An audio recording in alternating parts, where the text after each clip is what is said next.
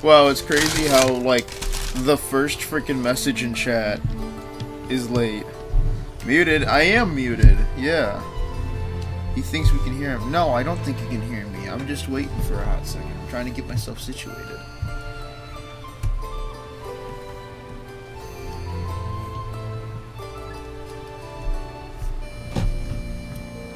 X marks the spot. I'm fucking up my sleep schedule. Oh, dude, you and me both. Okay, so I have very, very briefly looked at the new things that were added in the update that happened this morning, and overall, really, really good changes from what I've seen. Really good. Evil old castle monster and okay, dude. Alright, anyways. Aside from that. Oh, this gives you the... Oh. How much is this?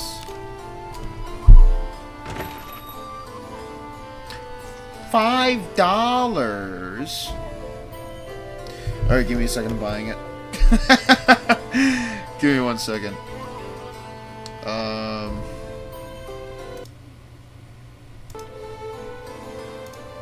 There.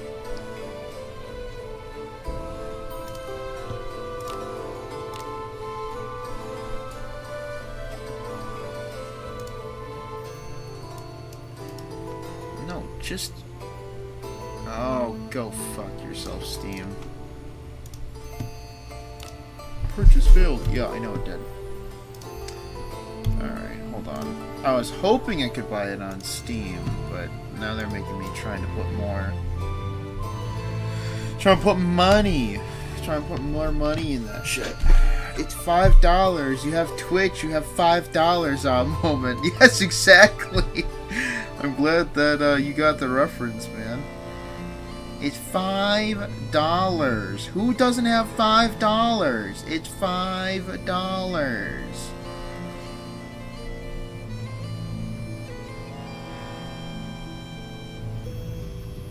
I am just buying this this pass on my phone real quick. Give me one moment.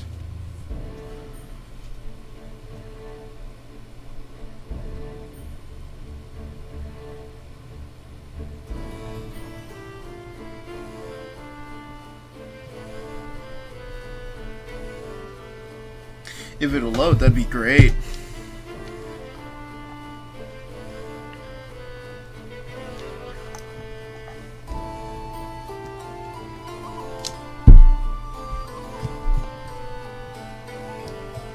Because I actually do want to get this pass.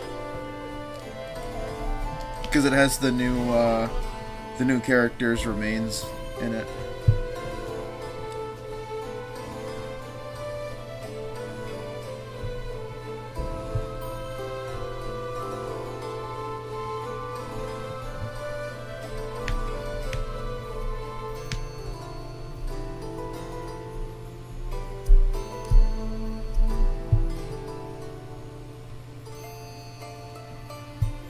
Alright, sweet, there we go.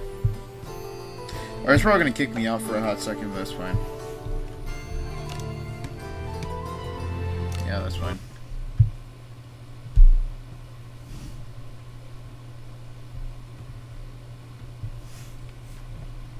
Okay, come on. You already gave me that message. Holy moly. Do you think the two-handed buff erupted Burke stocks? I'm not 100% certain. Because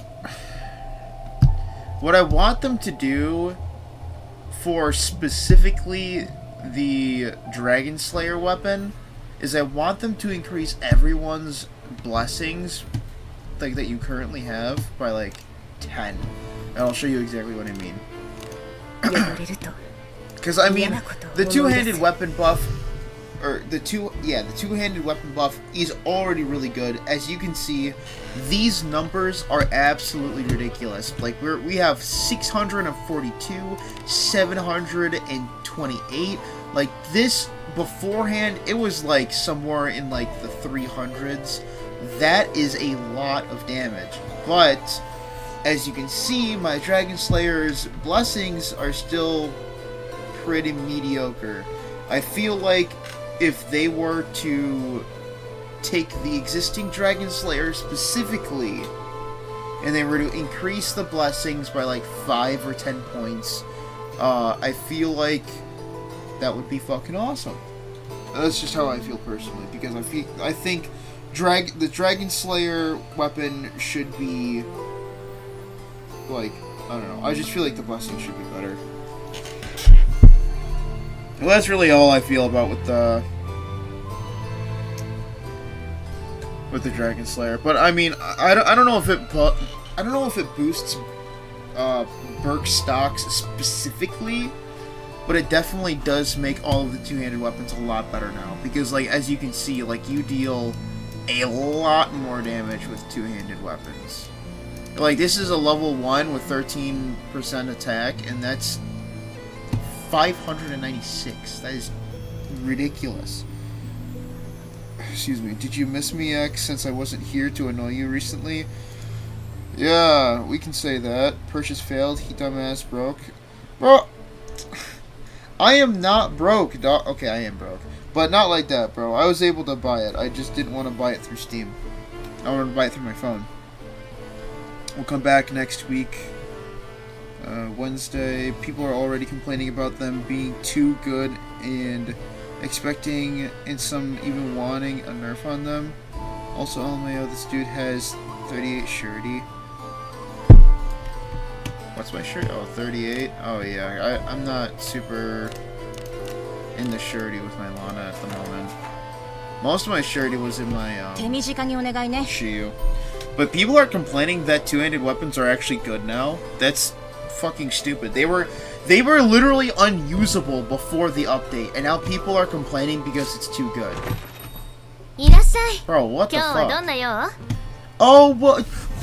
Two-handed weapons are so good now! All of my investment on my one-handed sword is useless! Oh god, this is awful! Go fuck yourself, man. Two-handed weapons needed this buff. They needed it, because they were literally unusable, because you couldn't have a stat stick like one-handed weapons, bro. Oh, but they do too much damage now! Whatever, man. Go fuck yourself. The two-handed buff killed back row kunai ninja? That's fine. I don't care. I never really gave a shit about back row kunai to begin with. So it's whatever. I just used it because it was a way for me to fit in my my MC ninja and have a Banyas in the front. Never really cared about that. Hey X, you ever consider building up alternate gear with high resistance to black CC effects? No. I do not build for resistance. I've tried doing that once and it did not go very well. W femboys? Okay, no. I'm not broke. Okay, I'm broke. Yeah, that's it. Yeah. It's because I am. I'd be lying if I said I wasn't, so I had to, take that back real quick. Maybe Burke can focus on physical damage and do the occasional debuff, or just give her Samurai. I mean, I can see what you mean. I'm sure Birkenand stocks have increased a little bit because of this buff, but I don't think she's the main benefactor to this. I think the main benefactors are going to be spear users like Sophia, and probably Geralt, honestly. Because there are a lot of people that use Geralt backline with a spear. And spears are two-handed weapons, so they also got the buff. So not only is Geralt going to be able to reap his benefits of the two-handed weapon accuracy increase from his skill, but, spears deal way more damage now in comparison to how they were beforehand. So, I mean, honestly, Geralt, Sevilla, I mean, other two-handed weapon users, like maybe, I don't know, Galbatus and Lana, if you're still using greatswords for Lana, they can all reap the benefits of two-handed weapons. And honestly, with this buff, if you have fairly high follow-up attack and counterattack, honestly, the two passive skills, and then you put a greatsword on someone, that whole, line of, counterattack, follow-up attack with a greatsword, that's going to be doing a ton of damage. It already did a pretty good amount of damage before the update, but because of this update, it's going to be doing incredible amounts of damage. So, I'm actually interested to see how it's going to go. Yeah, they are mad that two-handed weapons are now meta or more viable compared to two-handed, and I would rather have power creep units, unironically. You would rather have Shiyu characters compared to a lot of variable or viable weapons.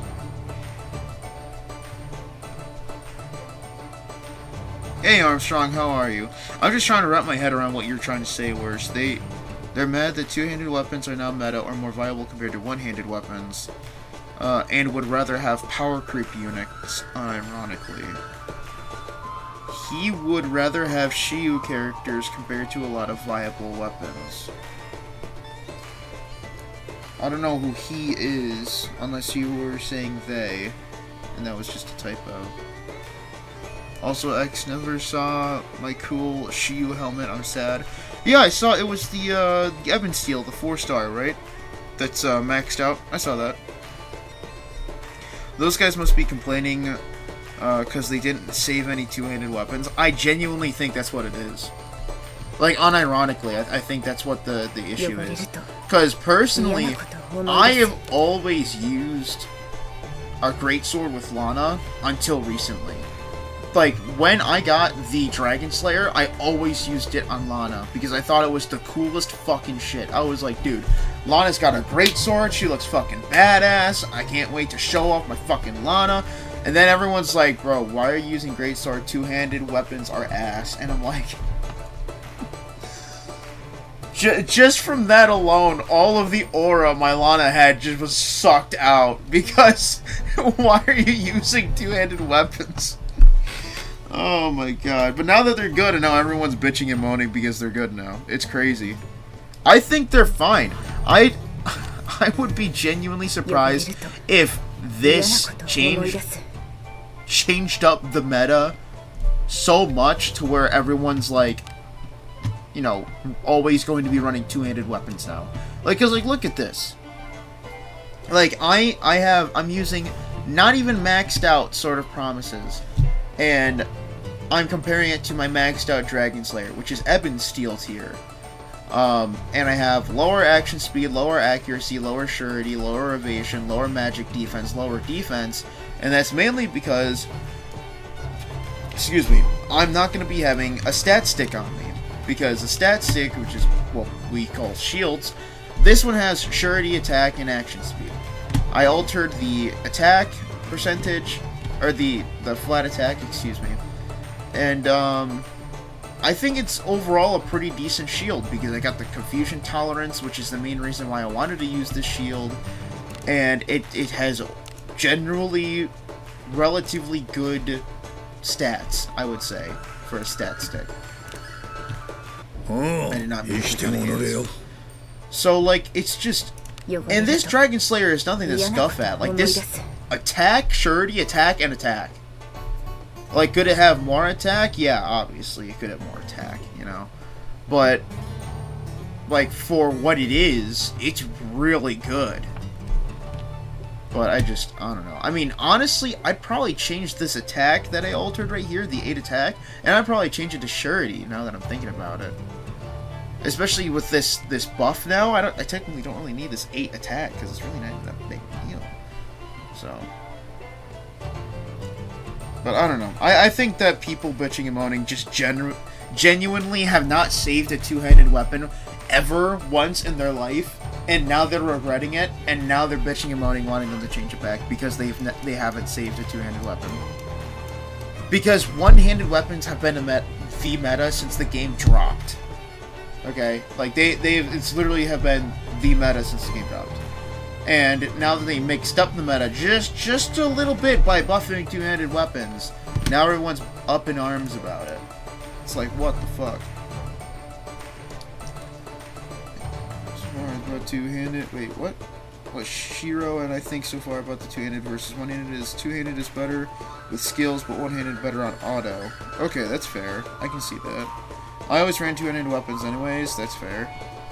Yeah, the maxed 4-star one. They were bitching that they don't have two-handed weapons. Good thing I saved my cracked two-handed Ebon Steel Greatsword.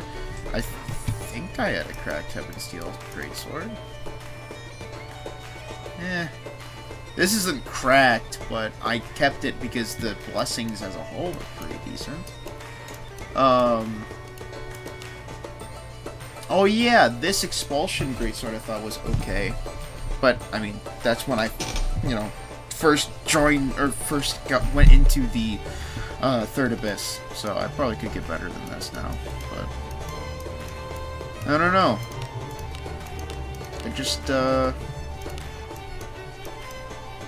I just think it's ridiculous. I just think it's ridiculous that they want to run the update back because now it ruins their mindset of what the meta is or what it should be. Cleavitas Lana, true. True. I'm a bit sad. Scrapped a whole bunch of two-handed weapons last week. Nah, it's fine. I'm sure you'll be able to find more. It's not that big of a deal. You could just run back Separation Cave or... Honestly, I think the Fighter Trials has two-handed weapons available in the junk piles. I could be wrong, but I think that is the case. Surety on top of Surety, I'm jealous. True. Unless you're talking about what I could be doing my Dragon Slayer. In which case, yeah, true. I don't know, I think I might do that now, honestly. Because I just, thought about it right now. Bow also got buffed, right? Because I got a good bow on Arboris. Yeah, bows did get buffed because those count as two-handed weapons. Anything that you can't use a shield with is considered a two-handed weapon. And all of those weapons got buffed. So, actually... bows getting a buff is great because bows needed a buff. Bows were the worst. Well, okay, they weren't the worst, but they were. If we're talking about strictly two-handed weapons, bows were probably middle of the line, actually. Oh, you know what? Actually, I'm thinking about it now. Two-handed axes are probably going to be pretty fucking nuts now, aren't they? Because they got the defense penetration, and then they got the two-handed weapon rework. So they would probably be pretty fucking nuts, right? An Ebon Steel two-handed axe? That'd be pretty crazy.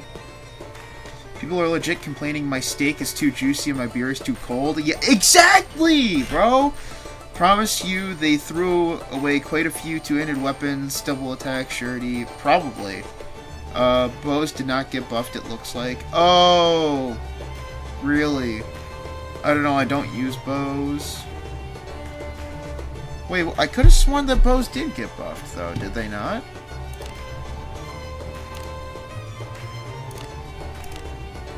I mean, where's the water bow I had? Because I know I have a water bow.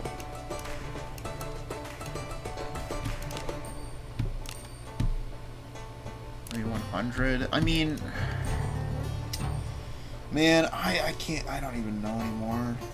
Because, from what I'm aware of, it's... What is increasing their damage by a ton is the strength-based plus that you're seeing right here in the traits section.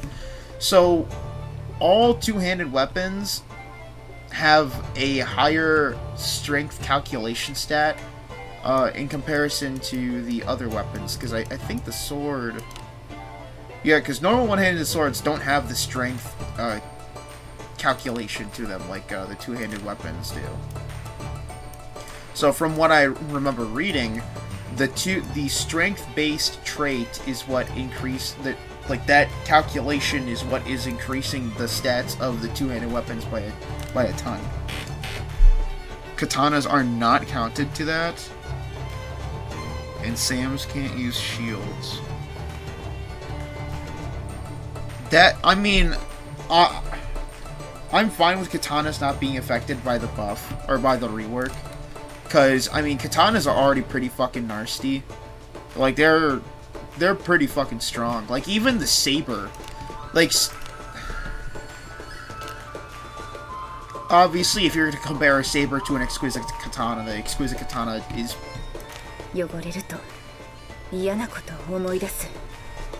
Exquisite katana is not better, actually. Exquisite katana is better than the saber in terms of magic. In terms of magic attack. In terms of normal attack, they are the same, and that is because of the saber's passive trait. That is the only thing that is carrying the saber. If the saber did not have that passive trait, saber, or exquisite katana would definitely be better than saber all the way through. But as it stands right now, exquisite katanas have the same attack stat as saber, but exquisite katanas are better in the magic attack department, which is why you would want an exquisite katana over a saber if you had the choice between the two. Personally, I'm not too pressed on getting a exquisite katana because I have a 4-star saber. So, with really, it's not a god roll saber, but it has some pretty good blessings on it. So I'm not too pressed for an exquisite katana. But if I had the opportunity to get an exquisite katana with good blessings, dude, you already know I'm gonna be going after that. But yeah, genuinely, I'm not hard pressed that katanas are not affected by the rework, because again, from what I'm aware of, it is the strength calculative passive that two-handed weapons have that are the reason for how much damage they do. Because what they did is they buffed how much damage the strength calculation trait they changed it, they increased it. They increased the calculation of the strength-based trait. And again, I'll show you really quickly what I mean by that, because all two-handed weapons, with the exception of katanas, have this. And I think katanas count as one-handed weapons. I think. But this strength-based plus, weapons that require strength to wield, when equipped, the wielder's attack power is more easily conveyed. So, from what I read, this trait specifically got buffed, which is why the two-handed weapons deal a lot more damage now. Now, I'm not sure if that's the only change that happened to it. I'm sure they might have buffed the damage of the weapons, like, just in general. Like, maybe they increased it by, like, 20 damage. I'm sure they might have done that. But the strength scaling is the main reason why they do so much damage. Now, two-handed weapons also have better blessings in comparison to one-handed weapons now, too. So, when you use a two-handed weapon, you're going to notice that your blessings, let's say, this is all theoretical or hypothetical and an example, okay? Because I haven't gotten any new junk since the rework, so I can't say for certain, but I'm going based off what was written down, and what was sent by the dev team in the announcements. So let's say, for example, I got two Ebon Steel weapons. One is an Ebon Steel Greatsword, and one is an Ebon Steel one-handed sword. And I got, 3 blessings on both of them. They're both 4-star. They're god rolls. I got attack percentile, and surety on both of them. You're going to notice that the two-handed weapon, the Greatsword, is going to have better blessings than the one-handed weapon. And that is because two-handed weapons can't use shields. Like, if you were to use a Greatsword, you can't have a shield on your character after equipping it. So, to remedy not having the shield, not having what other people call a stat stick, they made it so that two-handed weapons can now have higher blessings than one-handed weapons, which is really, really good, because again, you're left out of the stat stick, so now you're like, oh, well, I'm shit out of luck using a two-handed weapon. So, now, you know, hypothetically, a 4-star Ebon Steel one-handed sword could have, like, +8 attack on a 4-star, right? In the same vein, a 4-star Ebon Steel Greatsword could have, like, I don't know, maybe like 14 attack instead. I'm not entirely sure how the calculations are, but my point is that two-handed weapons now have better blessings than one-handed weapons. And honestly, I think that two-handed weapons needed that. 100%. Because again, the loss of a stat stick was crucial to, you know, not wanting to deal with two-handed weapons. So two-handed staffs got buffed too. From what I am aware of, from what is written, because they say two-handed weapons. They did not specify greatswords, they did not specify axes, they did not specify staves, they did not specify bows. They said, verbatim, two-handed weapons.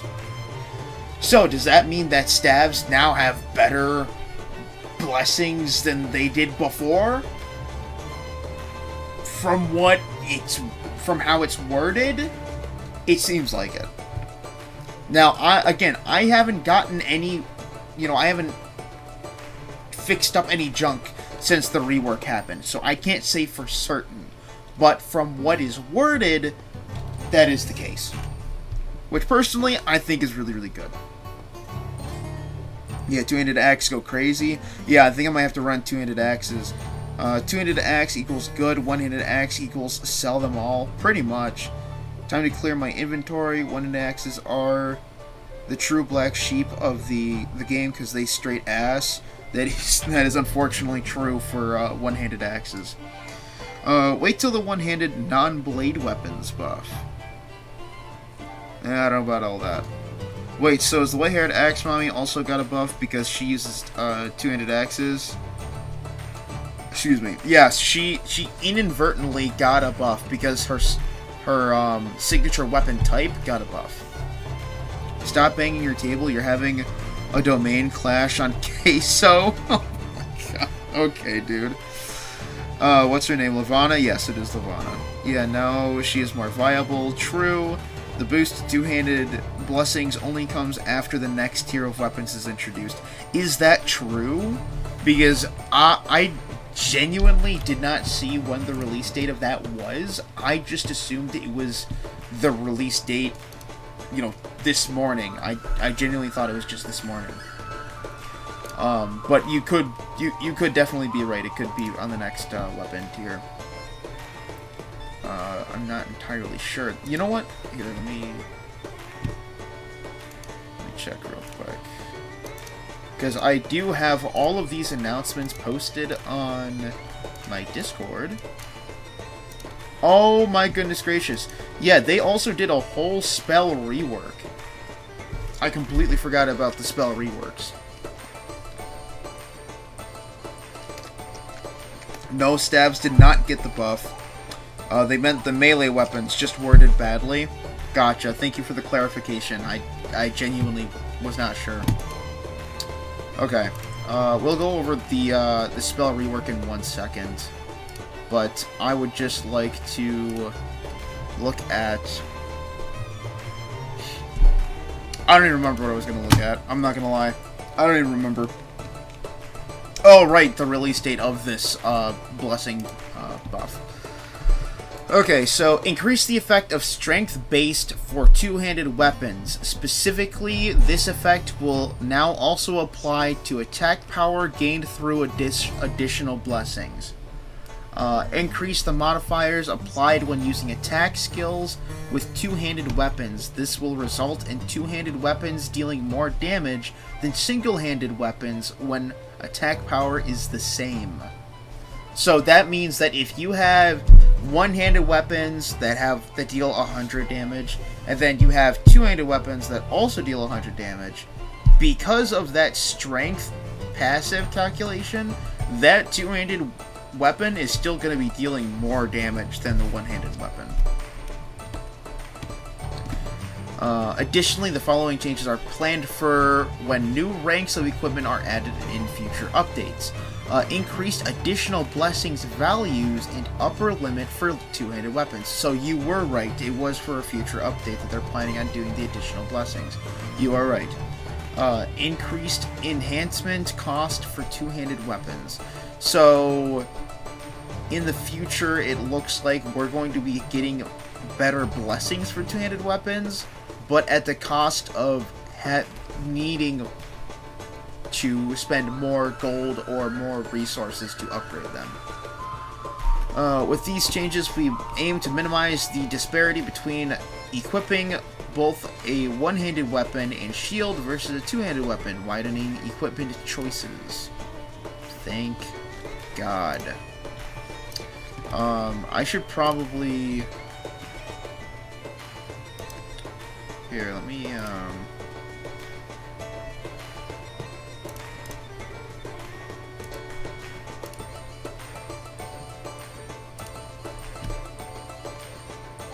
Can I... Oh, here we go. Wait. Is there a better way to do this?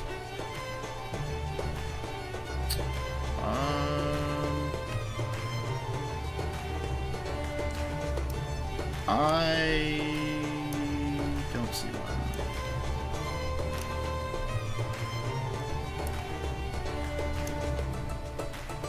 Shit. Okay. Because I was kind of hoping to expand it, so then it's not like a small window. I could probably just expand it on my window right now, actually. Oh, okay. Because I just want to go over the spells too. Oh, well, that doesn't even help the... Oh, you know what? I could probably go to the announcements, actually.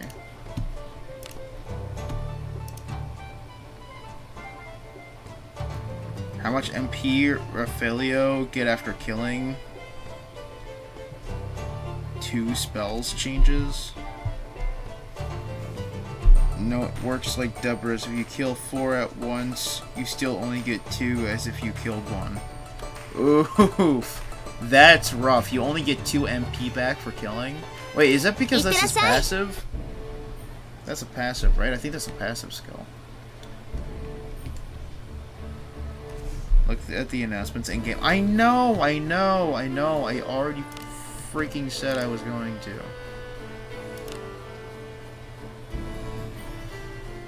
Oh my goodness gracious. Yes, it is passive. Okay, gotcha. Oh my god, I forgot about the other freaking missions. Holy there is so much shit that I have to go over. Hold on. Two-handed weapon balancing, merge functionality changes, skill adjustments. Excuse me. Okay, so this is everything. It's likely because of his passive? Yeah. Okay. So, okay. We got the skills, certain skills and spells that stack, or can be stacked. Skills and spells like Makaltu and Makaldia, which affect the abilities and allies, enemies. This was intended to create strategic value, managing the limited number of buffs and debuff effects, skills, and despite this, we found that the following skills and spells have been stackable since the game launched or since they were added. Effects stack when using multiple times. Porto, Battlegraph, and Wild Strike. When using normal skills and inherited skills, effects are combined. Flutter Dream Flash, Astral Break, True Words of Fire, Moonlit Pool of the White Demon, and Prayer of Rebellion. After careful consideration of the two issues mentioned above, we will be implementing the following fixes in this update. Increased upper and lower limit for action speed. Skill effects no longer stack when used multiple times on the same target. Porto, Battle Graph, Wild Strike. As mentioned previously, these skills could be stacked when used multiple times. This change has been made in consideration of future balancing. Additionally, for Porto and Battle Graph, we plan to adjust them by improving their effects detailed below. Added notes to skill effect descriptions, Flood Regime Flash, Astral Break, True Words of Fire, Moonlit Pool of the White Demon, and Prayer of Rebellion. This adjustment does not change the effects of the above skills. The skill description now states that the normal skill and the inherited skill are applied multiple times to the same target. Their effects will stack. For new skills added in the future, unless otherwise specified, skill effects will not stack when both a normal skill and an inherited skill are used on the same target. So, pretty much what this is saying is, I'm going to use Flutter Dream Flash as an example. If you have a Banyas, which has Flutter Dream Flash, and then you have one or two other characters that also have Flutter Dream Flash, and both, all three, Banyas and the two other characters, use Flutter Dream Flash on one enemy, they can inflict accuracy down 3 separate instances. And that's what they mean by they stack. So you're going to be stacking 3 different accuracy downs using the same move that was both not inherited and also inherited. So what they're doing now is they're going to elaborate what the skill does a little more in the description. They're not going to nerf this stacking. They're going to keep the stacking for these skills, but in the future they're now going to specify or they're going to be more specific in their wording on letting you know whether the effects can stack or not, which is fucking great, because we've been needing that kind of clarification. Keep talking, X, I'm almost... Okay, Magoto, really? What the fuck, Mag? Yeah, I don't know what the fuck he's on about. So many stuff to do in Wizardry now. X gonna be so busy afterwards. I know, bro. Yo, I finally catch another stream on my way to Chipotle right now, but I'll welcome the headphone yapping. Hey, I'm glad that you're willing to welcome it. You're showing your element when it comes to wizardry, one of your charms. I can't tell if you're being sarcastic enough, but if you're not, thanks, I guess. Partially improved action speed effects of Porto and Battle Graph according to skill level. So, from what it looks like is, if you spammed Battle Graph originally, it would actually stack the effects of Battle Graph, and you would be reducing the action speed to pretty much 0 on the enemy team if you just keep spamming it. The same goes with Wild Strike. If you were to use Wild Strike more than once in a row, you will actually get reduced action speed each separate instance that you use it. So what they did is they changed it. So the Wild Strike no longer does that, as well as Battle Graph and Porto. And I can't remember what the fuck Porto does, admittedly. I don't think I've ever really used Porto. Additionally, for Porto and Battle Graph, we plan to adjust them by improving their effects detailed below. So they're going to essentially... What they're doing, from what it's worded, is that they're removing the ability to stack multiple instances of Battle Graph, and in return, they're going to be buffing the effect of one Battle Graph. So, it's fine. Nothing super crazy, in my opinion. Porto is action speed increase. Ah, gotcha. Okay. Gotcha. So, Porto's action speed increase is not going to stack anymore, but the effect will be stronger. Gotcha. Scroll of Divine Punishment. Now, these scrolls the Scrolls of Divine Punishment is Badios. It's the Scroll of Badios. You use it. It does the Badios spell, and it can go to like level 5, which was really, really crazy because he does over like 500 damage on an enemy, and he doesn't really. It's not really affected by your stats because it's just a scroll. You just read the scroll off, and it damages the enemy by a fuck ton, especially if they're undead. Again, it's over like 500 damage. Due to a damage calculation issue for the Scroll of Divine Punishment, it could inflict up to 5 times the damage of comparable scrolls under certain conditions. This issue has unfortunately been present since the launch of the service. Considering the impact on gameplay balance, we have corrected it in this update. We apologize for any inconvenience this may have caused. Essentially, they nerfed it. Oh well, that's fine. I mean, I'm not super... You know, I'm not super intimate with Badios, or the Scroll of Divine Punishment Badios. I'm pretty sure that everyone has at least one priest that uses Badios naturally anyways. And it costs like 2 MP to use, 3 MP maybe. So that's fine. Hey y'all, what did I miss? You missed the discussion of the two-handed weapons. Right now we're going over the spells and skills, and I'm going to try to finish this up ASAP so that we can hop into the merging portion of the update, because they did a lot this update. I'm very shocked at how much they did. But so far, again, we went over the two-handed weapons. We went over, you know, how the two-handed weapons deal more damage now. What they're planning on doing in the future with making their blessings have a higher calculation, comparatively speaking, to one-handed weapons. Just now, we went over the Scroll of Divine Punishment. Essentially, they nerfed it.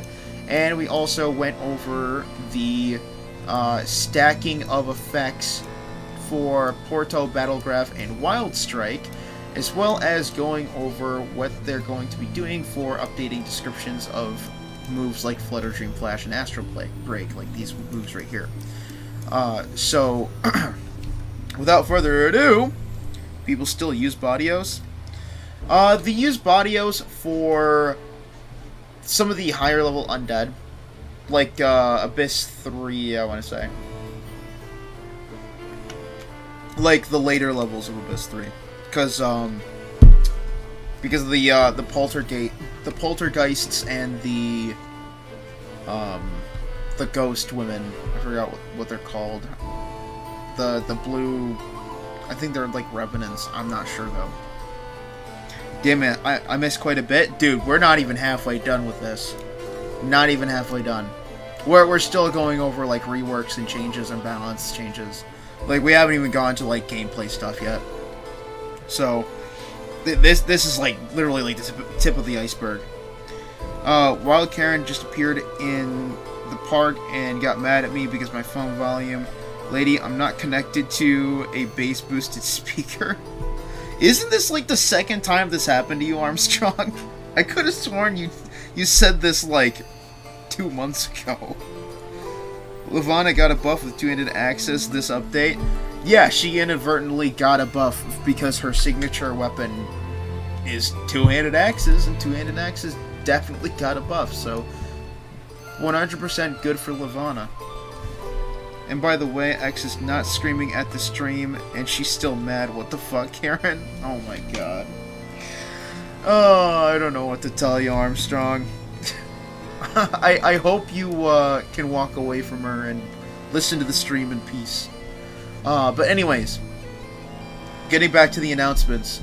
Effects of dexterity and agility. Now this was very interesting. I was not entirely aware of this. But apparently, so, excuse me, dexterity originally was meant to help calculate your surety rating, and it even said in-game that the higher dexterity you had, the higher surety rating you had. Well, when it came to actual stat calculations, that was not true, because I guess something happened to where they just forgot to add the line of code that made dexterity affect your surety rating, or something to that degree. And so this update, they just fixed it, even though I feel like they should have fixed it way earlier, but who knows, maybe they just found out the issue a month ago. I don't know. But anyways, regarding the effects of trait points on various stats, the help text currently states that dexterity affects surety and speed affects sure evasion. In reality, however, we have identified that there was no actual change to these stats due to the above trait points. Considering the original intended design and impact on the game balance, we have made the following adjustments. Adjusted dexterity so that it now affects surety, and updated the help text to specify that agility does not affect sure evasion. We apologize for the confusion caused by the help text. So, there was no buff or nerf for this. There was just, we fixed dexterity, and we took out the part where agility affects sure evasion. That's all it is. It's just adjustments. So, I'm glad they were able to nip that in the butt, though. So, if you have anybody that has high dexterity, they will have a pretty nice looking surety stat, in theoretically speaking. That woman has a vendetta against you, bro. What did you do? Second time? Yes, sadly. So dexterity is important now. Personally, I would still go for your main offensive stats, like attack. Like if you're going for a physical attacker, you go for attack, and then dexterity. I can see the argument in investing in a little bit of dexterity now, because that just gives you innate surety. But at the same time, I don't think it's a huge... I don't know. I don't know how dexterity truly affects surety, because obviously the higher dexterity you have, the higher sure stat you will have. But I don't know if it's like a 1-to-1 where it's like 1 dexterity equals 1 surety, or if it's like 1 dexterity equals 0.5 of a surety stat. I'm not sure how that calculation kind of goes. Personally, I would just stick with strength. But I can definitely see some people saying that dexterity would be worth at least a little bit of investment when you go to, you know, calculate or allocate your bonus points. But again, personally, I would just go for all strength. Don't even worry about dexterity, in my opinion.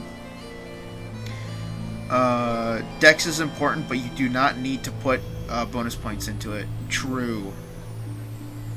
No way my 35 base strength Ouroboros with 70 dex is okay now. Bro is so ass. My surety increased by like 7 or 11 thanks to dex. Excuse me, I'll have to check my old stats compared to the new, but I also don't know which weapons I used, but I have, an idea on which. We shall see. Alright, well, I'm sure that if we have some kind of documentation documenting the same character from before and after the update and seeing their dexterity values and shit, I'm sure we'll be able to find out what kind of, or have a general understanding of how the ratio would go for stat calculations. Okay, I was about to put dex points into Shiyu. Good thing I didn't. Oh yeah, dexterity, don't get me wrong, the extra surety from dexterity is still good. I'm not saying dexterity is a bad stat, but in my opinion, I would prefer to just go in all strength. And for a samurai like Shiyu, I would say mainly strength, but I would also personally put in a little bit into magic, or into IQ, but that's just me, because they have a passive that's called Divine Path that lets you calculate both your attack stat and magic attack stat to, you know, calculate your damage on your physical attacks. So you're taking your physical attack, and then adding a portion of your magic tech into that to dish out your full damage. So that's why I would say, you know, maybe put in 1 or 2 points into IQ and the rest in the strength. And not only that, but that would also kind of allow you to use AoE skills for with your samurai if needed, and it's not recommended, but it's something that you can do. It's something that I did with my Shiyu, just in case.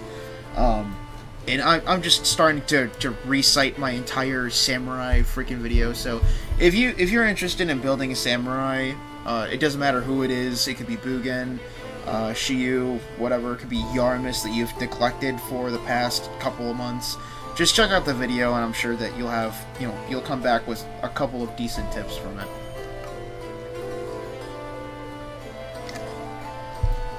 Wait, I can check Shiyu? Go for it, man.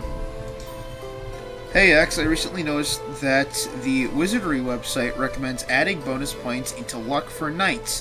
What do you think of this?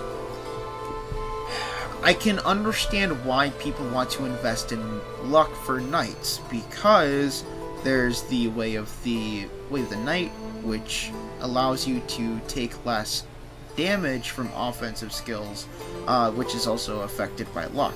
And then there's also another skill, and I think it's called Unyielding Will to Fight, I think, which allows you to survive a fatal attack with 1 HP, and it doesn't work 100% of the time, but its effectiveness is calculated based off luck. So I can understand the desire to invest into luck. And personally, I would say if the character has 10 or 11 luck, I would say personally it's not worth investing into luck, because 10 or 11 luck is average, it's around like the, I think it's like the mid-ground. Anything higher than 11, that's relatively high for like a base luck chance, but anything lower than 10 is kind of like low. That's, you'd want to invest into a little bit of luck at that point. But 10 or 11 luck, like on base, that you don't really need to invest in that, in my opinion. That just, because anything more than that, it just starts to get a little crazy. And for those kind of passives that need luck to calculate their effectiveness, from what I am aware of, I don't know if this has changed, but from what I'm aware of, you start getting diminishing returns starting at 47 luck.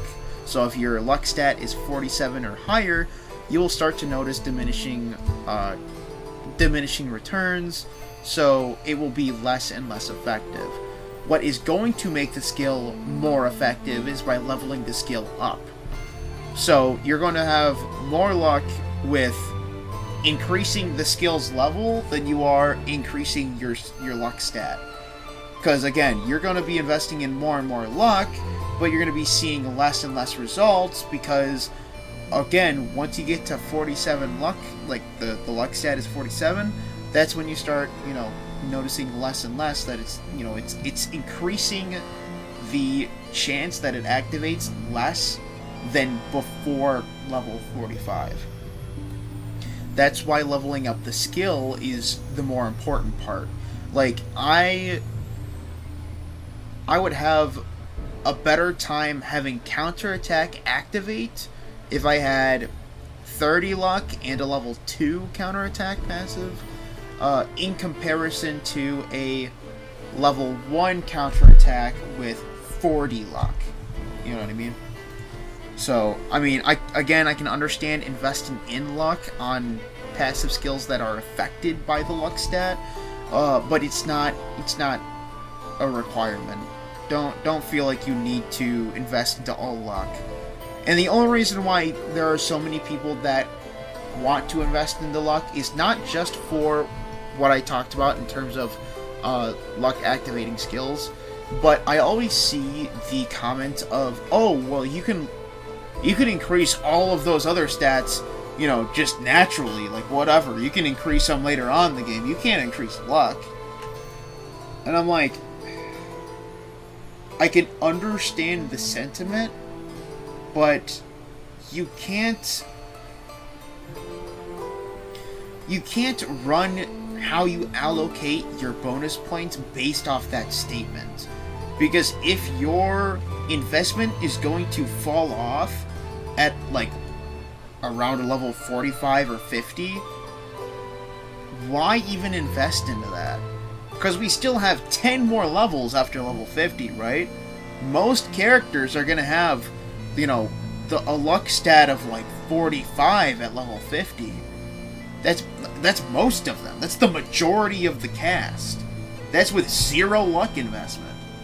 So, I mean, in my opinion, there's no point in, you know, needing to feel like you need to invest in luck.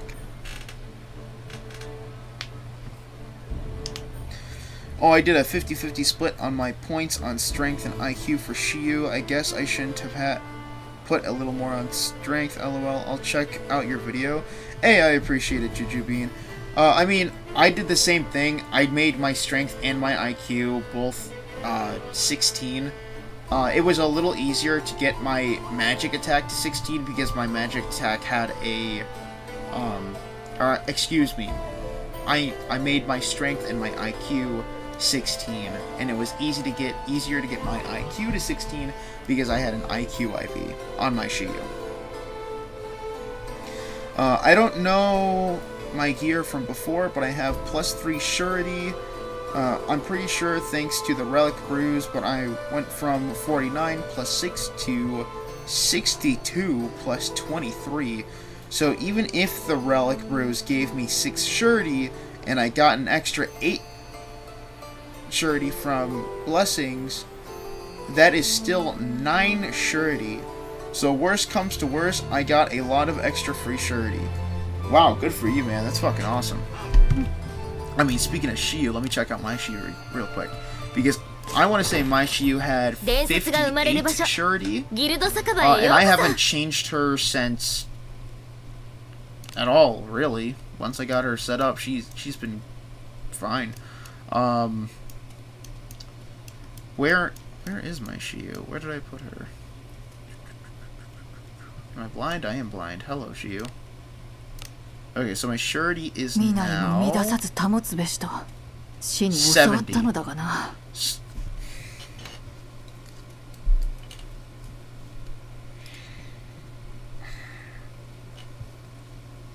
Oh, wait. So that's... wow, that's 12 whole surety. Holy crap. Wow. That I mean, because I had 58 surety, that kind of just hit me with like a freight train for a second once I saw that 70. Holy crap. Wow. Wow, so it wasn't just me not remembering adding a blessing or two, it's just a general. Yeah, that's... wow. Sounds like the complaints about knight skill based on luck is why he recommends spending luck for knights. I guess this helps knights get their skills to be consistent. That, I mean, that's only for 2 of them, for 2 of the knight skills. Again, if you want... here. Investing in luck, in my opinion, is a waste of bonus points because you're going to be getting better, more consistent uses of your skills by leveling up the skills. Your stat can only increase the chance by so much. You cannot rely on an unyielding will to fight at level 1 with 100 luck. You cannot consistently rely on that. You have better chances of having unyielding will to fight to activate if you have a maxed out level with 40 luck, because the skill level is what makes the skill be able to more consistently activate in comparison to the stat that it is calculated by. So there's no point in investing in luck, because you can invest in luck.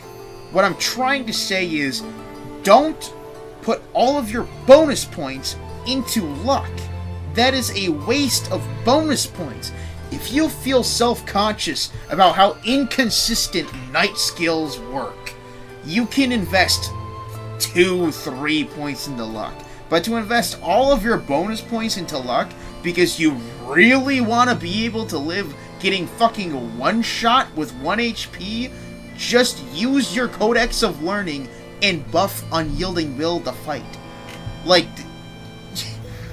using all of your bonus points is just wasting all of your potential to actually having kill potential. Like, you could be investing that into strength or vitality. Like, literally any other stat that could be useful in combat. Any!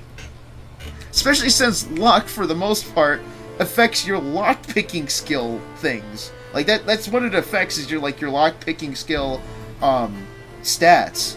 So that it helps with opening chests. So you're building a knight that can open chests. Like, because you want Unyielding Will to fight to activate more often. Like, it just doesn't make sense.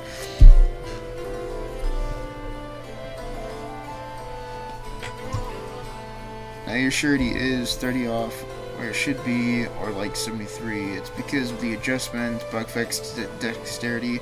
Everyone got like 10 to 15 surety overnight. It's so peak. True. Get the tape recorder. He's talking himself into another crash out. I will, again. He is the fabled X Yap session, his signature skill. Okay, bro.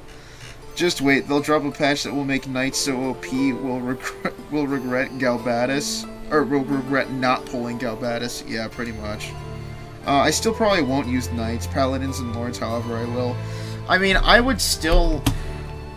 I would like to use a Knight, you know? But with how much damage enemies do, it's just... It's highly not recommended to use a Knight. The only Knight that I actually feel like is worth using is Galbatus.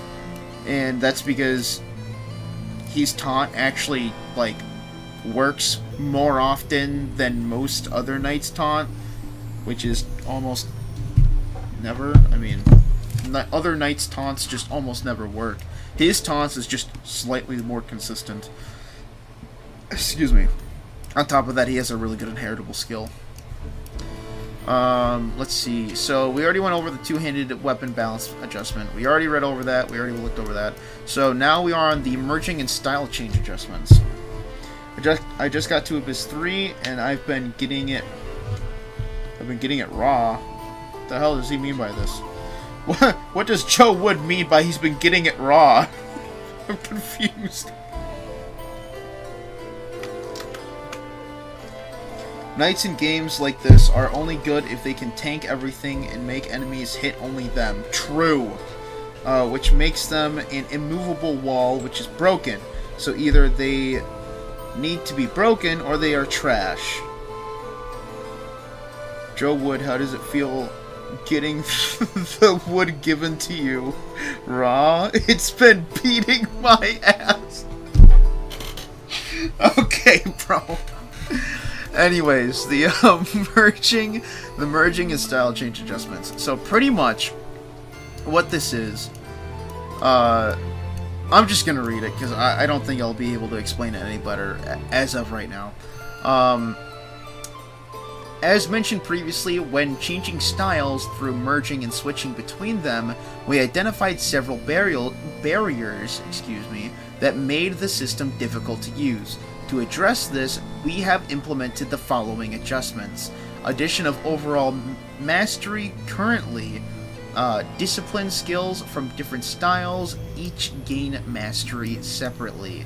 Example, if Flute performs Discipline once in each style, Young Spell Prodigy, Gift of Spell Genius, each becomes level 1 individually. With this update, mastery will be combined and reflected as total mastery. Each discipline level will scale in level according to this combined value. Example, if flute performs discipline once in each style, you'll gain a total of 200 mastery, resulting in both disciplines being level 2.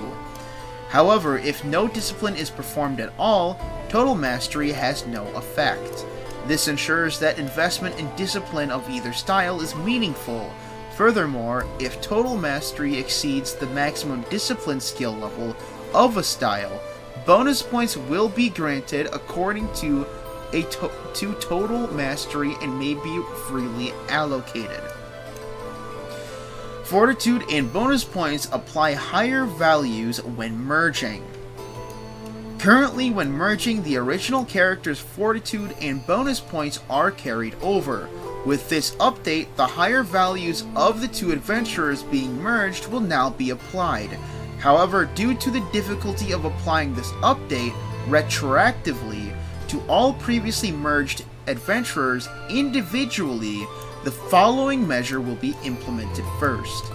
All adventurers that were merged from the start of the service until the scheduled maintenance on October 2nd will have their bonus points set to 10 and fortitude to 100. This change will be applied to adventurers merged after the maintenance of October 2nd. For adventurers already merged in the past, the above change will be applied at the time of the first login between September 18th maintenance and the scheduled start of October 2nd maintenance. Please note that if you do not log in at least once before October 2nd maintenance, previously merged adventurers will not have their fortitude or bonus points updated. So, what the hell does all of this mean?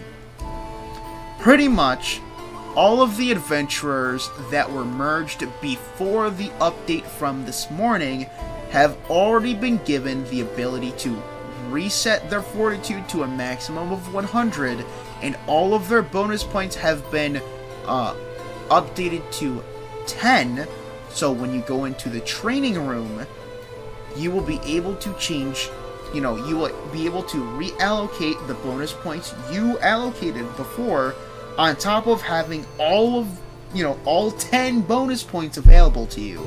So if you had for example, if you had a Lana that had 5 bonus points, and then you got a Wandering Lana that had 6 bonus points, and you swapped, you made it so then the Wandering Lana that had the 6 bonus points was the main one. You only had 6 bonus points. You're like, well, this fucking sucks. Well, because you merged her before the update of today, she now is able to have not only all of the bonus points that you invested to be reallocated, but they also gave you additional bonus points, so your max bonus points are now 10. So you can take those 10 bonus points and reallocate them however you want. This is a one-time thing, and this is only because they are readjusting this, so make sure this counts. If you have any questions on what you'd want to allocate for, do not be afraid to ask in chat or in my Discord server if you are in there as well.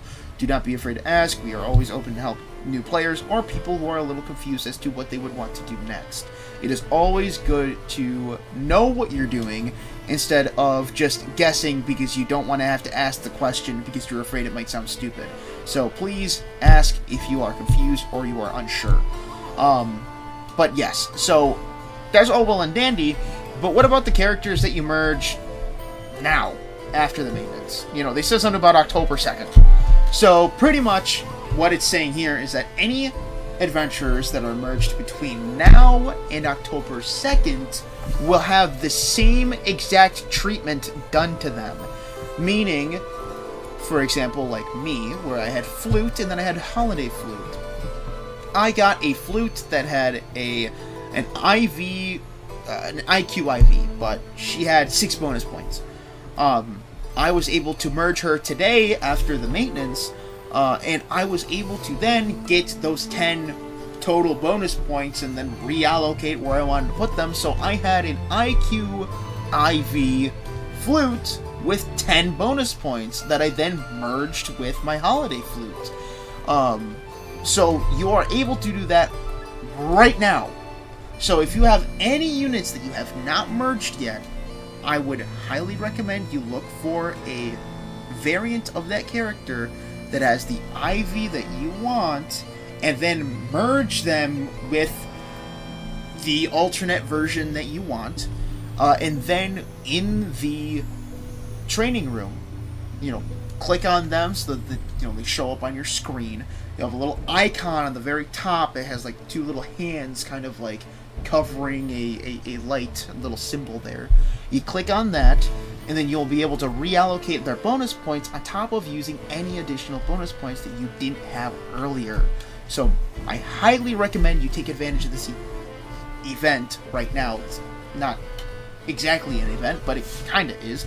Take advantage of it now before it ends October 2nd. This is easily one of the best free character customizational things that they have going on right now that they have ever done, honestly. So I implore everyone to take advantage of this ASAP. Take advantage of it while you can, because October 2nd will be coming a lot faster than you think, especially when there's something that you want to do like this and you're just not sure when you're going to get to it. Get to it as soon as you can, because let me tell you, you will thank yourself once you do.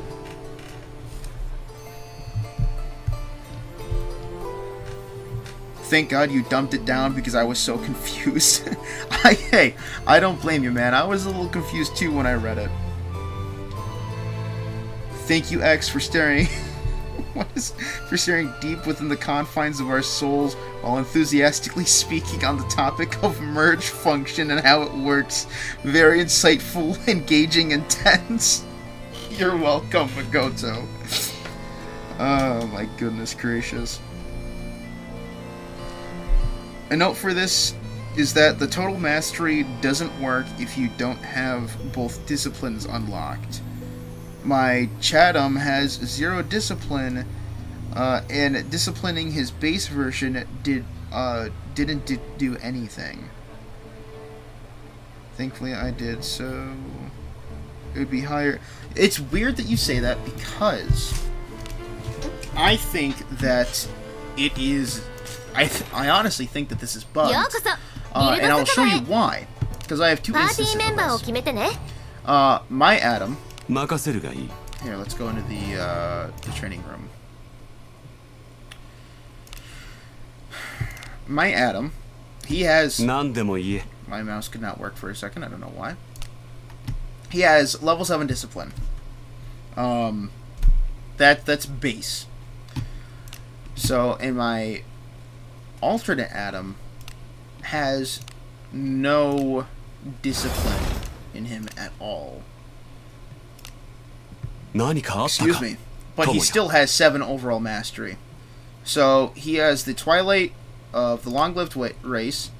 He still has it. As you can see, it's level 7.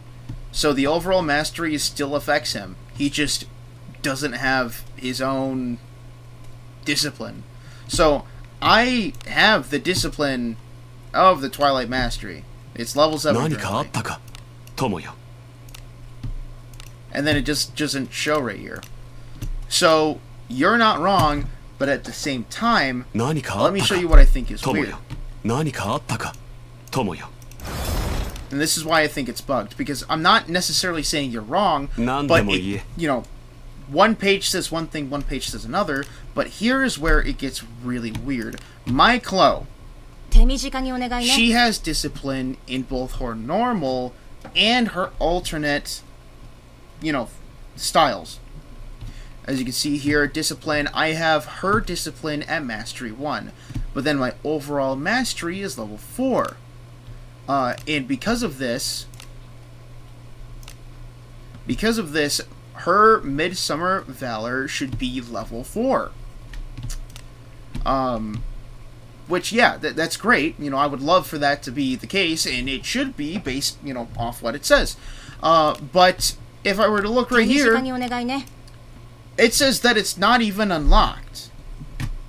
So, even if what you said, where it's like, oh, well, if you don't have both of them unlocked, then it doesn't work, I should still have it unlocked.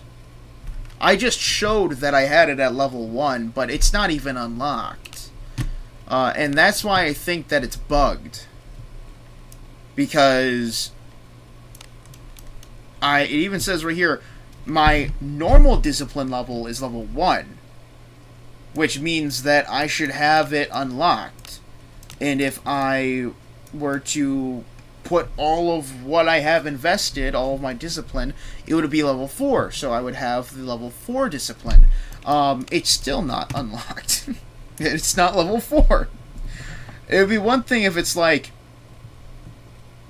yeah, you can't do it unless you have the discipline unlocked for both of them. It'd be like, yeah, I kind of understand why they would do that, but I don't even have it unlocked.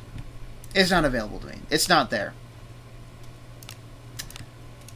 But at the same time, I'm seeing surety increase, HP increase, small attack, defense, in the parentheses here.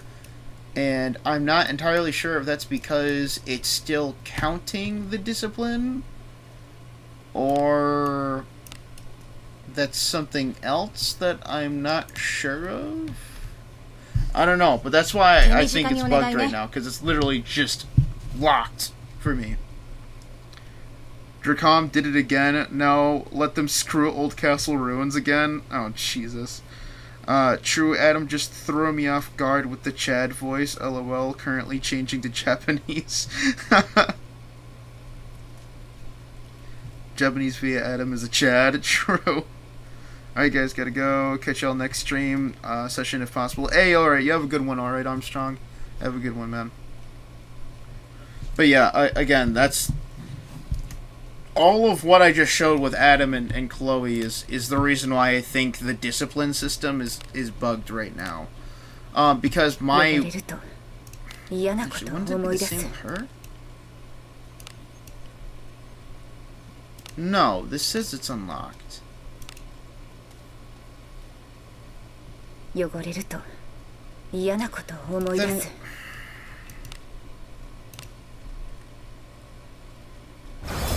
Because, is it only for specific characters?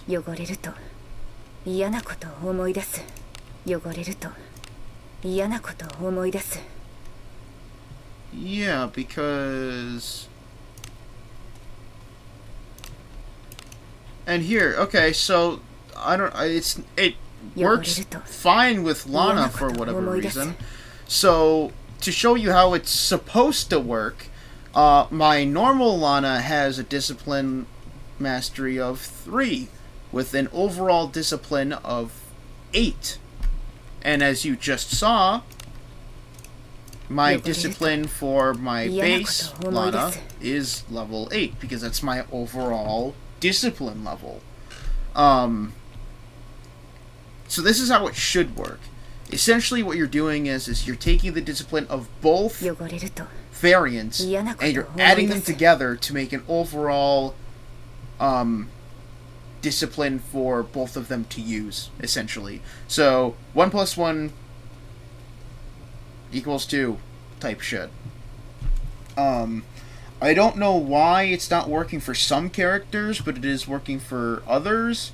Like, again, we just saw with Chloe, doesn't really work. With Adam, it doesn't work. But with Lana, it works fine.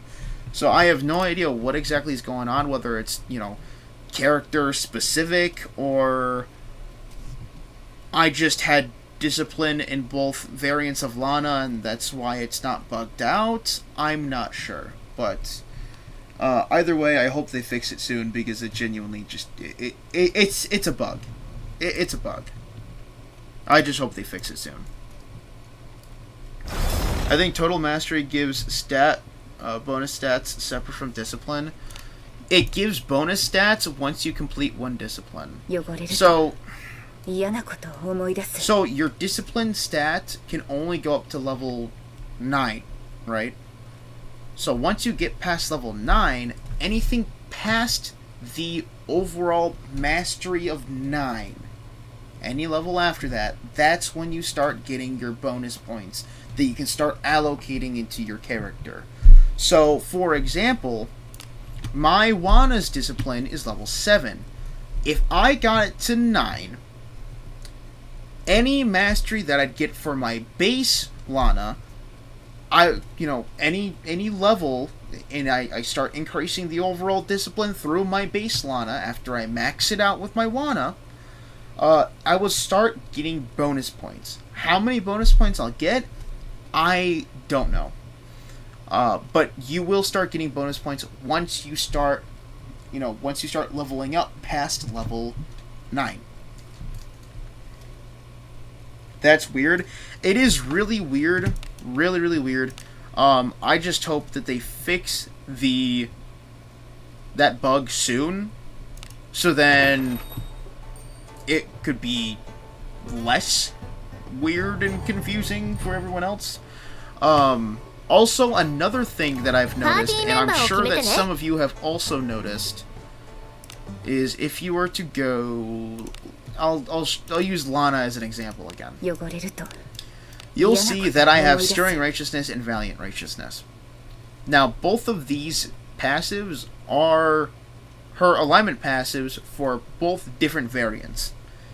I don't know why she has both of them on right now. She's only supposed to have one of them. Wandering Princess Lana has the alignment with the action speed increase. So Wandering Princess Lana had Valiant Righteousness. Own action speed increased based on number of one-handed swords and light armor equipped on self, and also increases damage to enemies from everyone in the user's row if the row is only good or neutral. So Valiant Righteousness is literally just an action speed buff variant of this. And the way I worded that is very poor.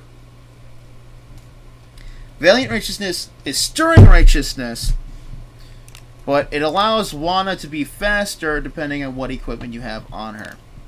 It's 2 different skills in one. But the fact that she has both Righteousness passives, I also think is a bug, because it seems a little bit overpowered, and the reason why is because if both of these passives are active at once, that means she increases your entire row's damage by 16%, because each Righteousness passive increases your damage output by 8%. So 8 plus 8, that's 16. So you are coming out with 16% additional damage for your front row. And that's for good and neutral characters. So you can have Lana, you can have Abanyas, and you can have Shiyu all in one row, and your Shiyu is going to be doing a lot of damage. That's why I'm thinking that this is a bug. If it's not, personally, I'm not going to complain. But it is highly unlikely that it is not a bug. So, for those of you that have emerged Lana and have this kind of showing up on your screen, I would say take advantage of it while you can before they take it away. Bang the desk more? I will. I hope you enjoy it. Fighters are OP again? Pretty much. Yo, first time seeing your stream. Hey, I'm glad that you can make it, man. It's a glitch, a bug. It is given both the buffs, so it's 16. They are going to fix it soon. It is a bug.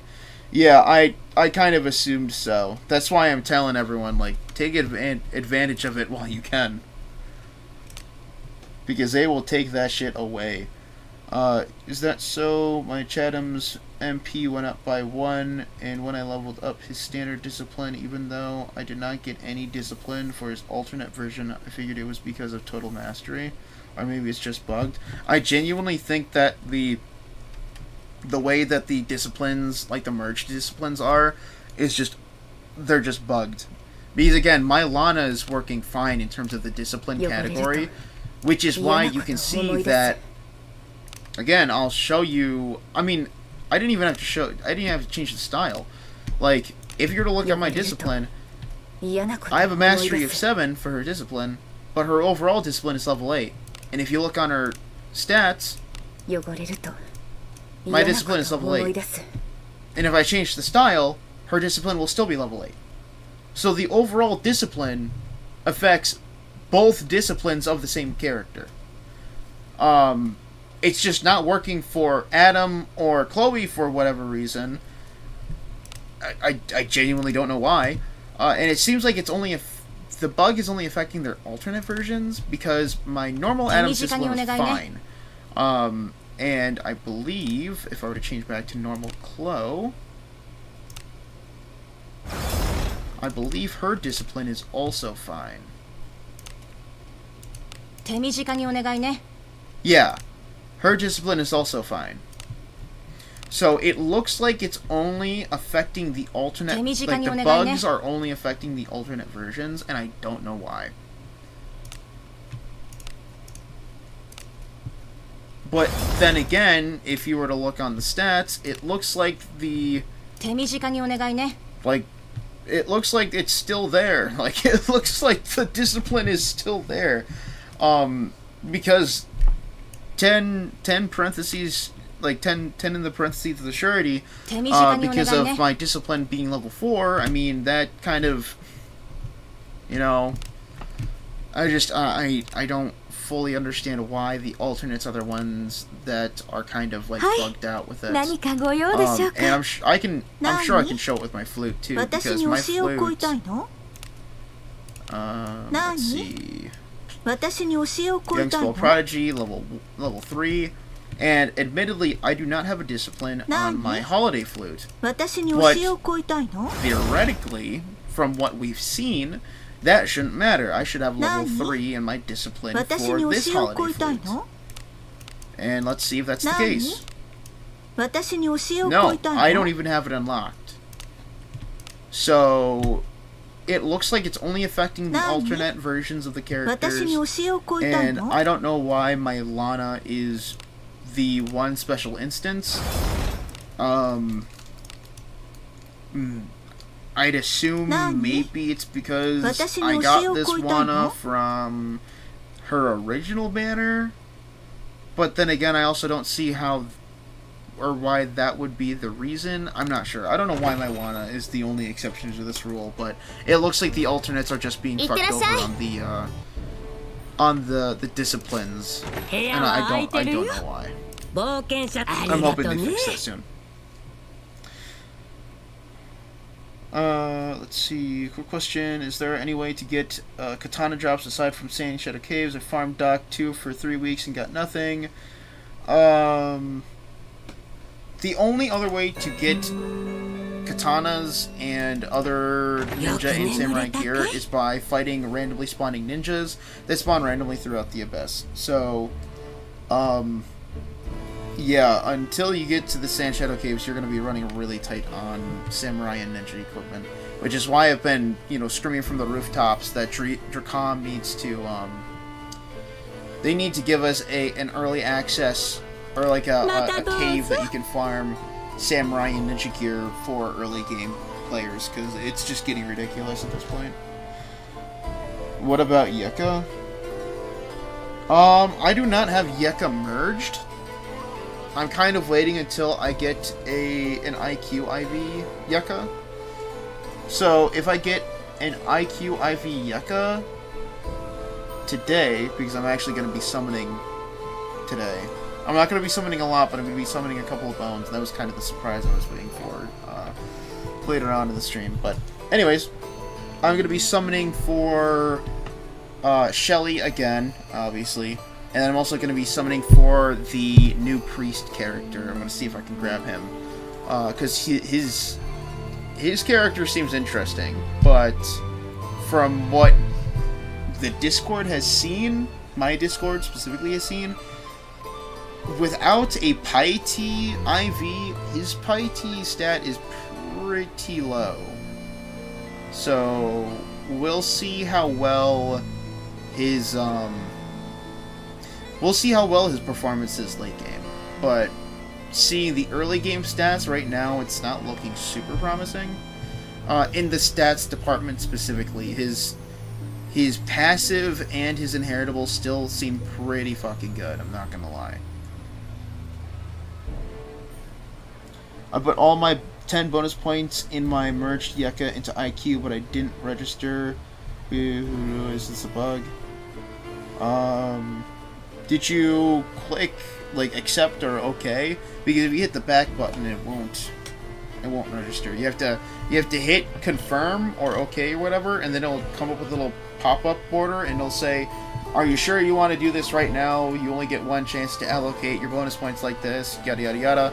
Then you'd say okay, and then it should register through. Yay, summon stream. Best of luck, bro. Thank you. I'm gonna need it, man. I'm gonna freaking need it. But no, I mean, let's see. We just gone over that whole rant was about merging, and how it functions. So I think we still have more to go through, honestly, because we still have the adjustments, the reworks, and all that other garbage, and then we also have all the content that they just added. Excuse me. Let's see here. Fortitude bonus points apply higher values when merging. Regarding inheritable skills. Okay, here we go. Regarding inheritable skills. Currently, adventurers of new styles possess the same inheritable skills as the original adventurers. Going forward, we plan to change them into different skills in the future. Additionally, these different inheritable skills will be usable regardless of the style. This change aims to not only provide adventurers with new opportunities to gain strength, but also allow the player to use the adventurer's preferred style. Additionally, we will also be considering changes to inheritable skills for adventurers of existing styles. Further information will be provided once plans are confirmed. Additionally, we are also be considering changes to inheritable skills for adventurers of existing styles. I'm on the fence about that. What it sounds like is they're going to be changing the inheritables of characters like Christmas Flute and the swimsuit Chloe. They're going to be changing the inheritables for them for the next time they are released, from what it sounds like. Check your two-handed weapon damage if you haven't already. It's quite interesting. Oh, dude. My Dragon Slayer does over 700 damage with one hit. It's kind of crazy. So is the updates good? I've only been playing for less than a month, so unsure. Oh, dude, they're incredible. They are very, very, very good. I genuinely am shocked from this update. I thought they were just gonna drop a new character, maybe an alternate of Yarmil, because that's what it looked like at the time. And then I thought they were gonna give us some kind of like bullshit adventure pass, which we did end up getting anyways. And then like a couple of bug fixes like that we have been getting. But this can't be further from that. Like, we've gotten so many reworks. We got reworks for weapons, we got reworks for spells, we got like a complete overhaul of the merge system, and I'm hoping we get even more of an overhaul of the merge system later. And then we got more content, whether it are from the old castle, and it looks like we got alchemy quests. Like, we got quests from the relic person, whatever, the inn that fucks with relics, whatever, you'll know what I mean. If I am right, I lightly skimmed the title of it, but that's what it sounded like when I read it. If I am right, hopefully it opens the slag exchange shop, because I found it very fucking stupid that they're like, oh yeah, you can get slag instead of relics, but don't worry, you can exchange them in the shop. And then you go to look at the shop, and the shop's closed. It's like, okay, so I guess I'll just go fuck myself. That's great. Here you did a missed it. Sag. Wait, there's a Christmas Flute? Cool. Yeah, so Christmas Flute was released last December. It was a very, very long time ago. Almost a year ago. Jesus Christ. But, I mean, I've told, you know, why Christmas Flute isn't as well known compared to all of the alternate characters. I've told the story a couple of times already, but Christmas Flute is the first alternate character. Nope, I'm wrong. That's Lana. I want to say Flute is the second alternate character in the game. Because Wana was the first. Wana was released right when the game came out. Or, like, she was, like, the OG alternate. Kind of crazy to think about, because she was released the same time Gerard was. Anyways. Going from Shadow Drop to Relic Brews to all this balancing is crazy. If they drop Abyss 4 next month, we'll be eating so good. Bro...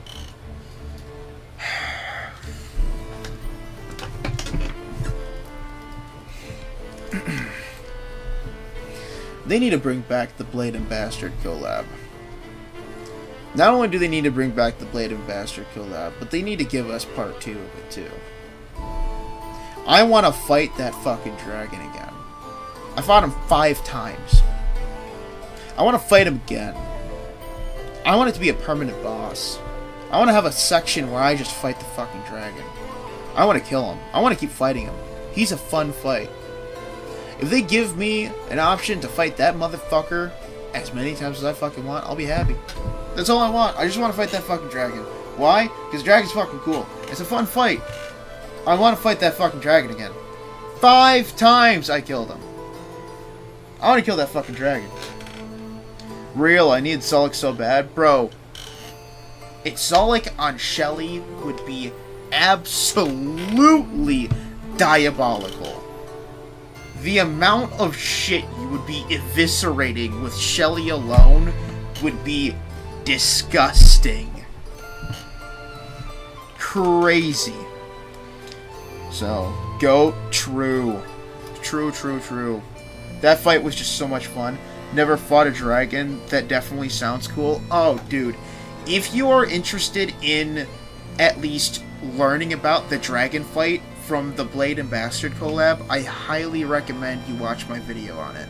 Because I made it not only as just a guide, but I also made it as kind of like an archive of the event, because I'm unsure as to whether they ever bring it back. Like, I don't know if they're ever going to.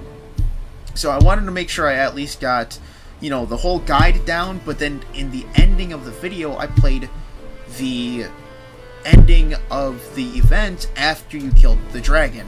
And I left it just how it is. No commentary, no nothing, because I wanted to make sure that I have archived that last bit, because personally, I thought it was really fucking cool.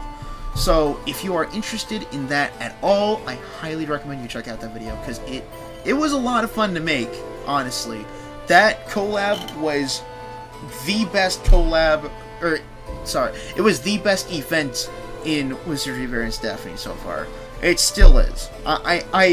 I cannot stop but sing the praises of the Blade and Bastard collab, because the dragon fight really felt like it brought the community was really small back then, compared to now, and it really felt like that fight alone brought the majority, if not the whole community together to figure out how to fucking kill this dragon. Without needing to use the banner characters, because the banner characters makes the fight so much easier. And I won't go too deep into it, but it was such a fun collab. I really hope that they bring it back. I love fighting that fucking dragon. Anyways, so in this announcement so far, they were talking about changing the inheritables for all of the alternate characters, which I'm a little on the fence about. It sounds a little, I don't know.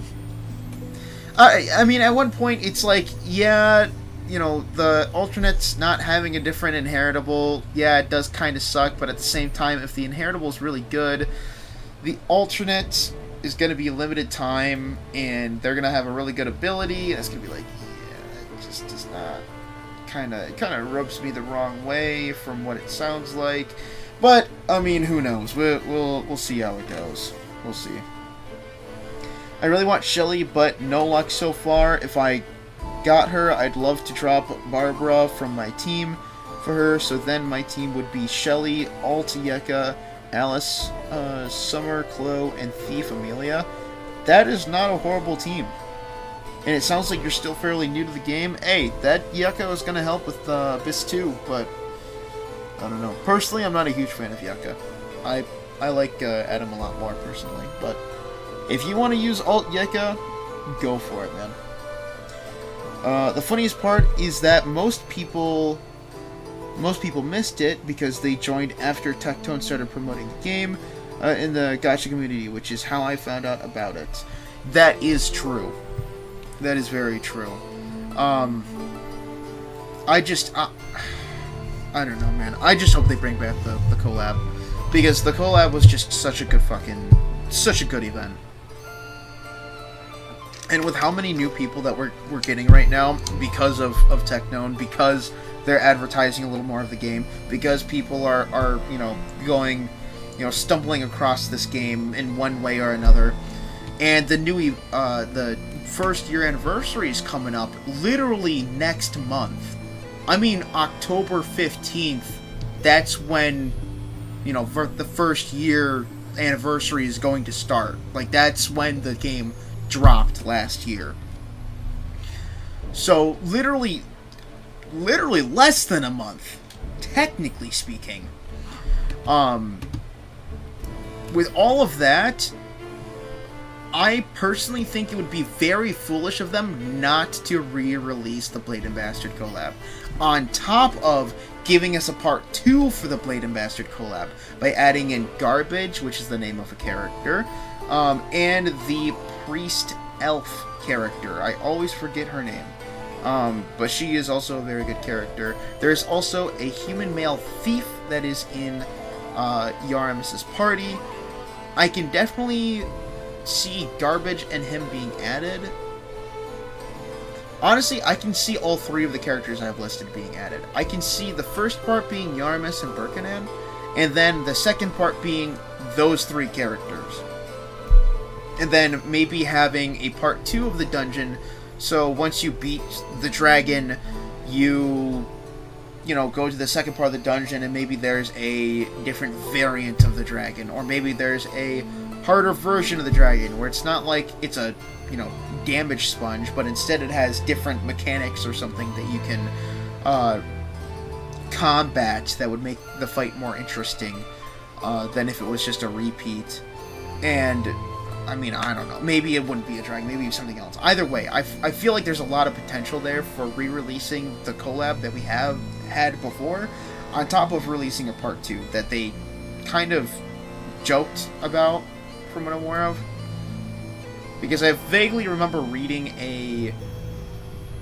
what was it? It was an interview, like, it was like, how they have the written, like, questions and answers for the interviews, like, it wasn't a video, it was like a written sheet of Q&A.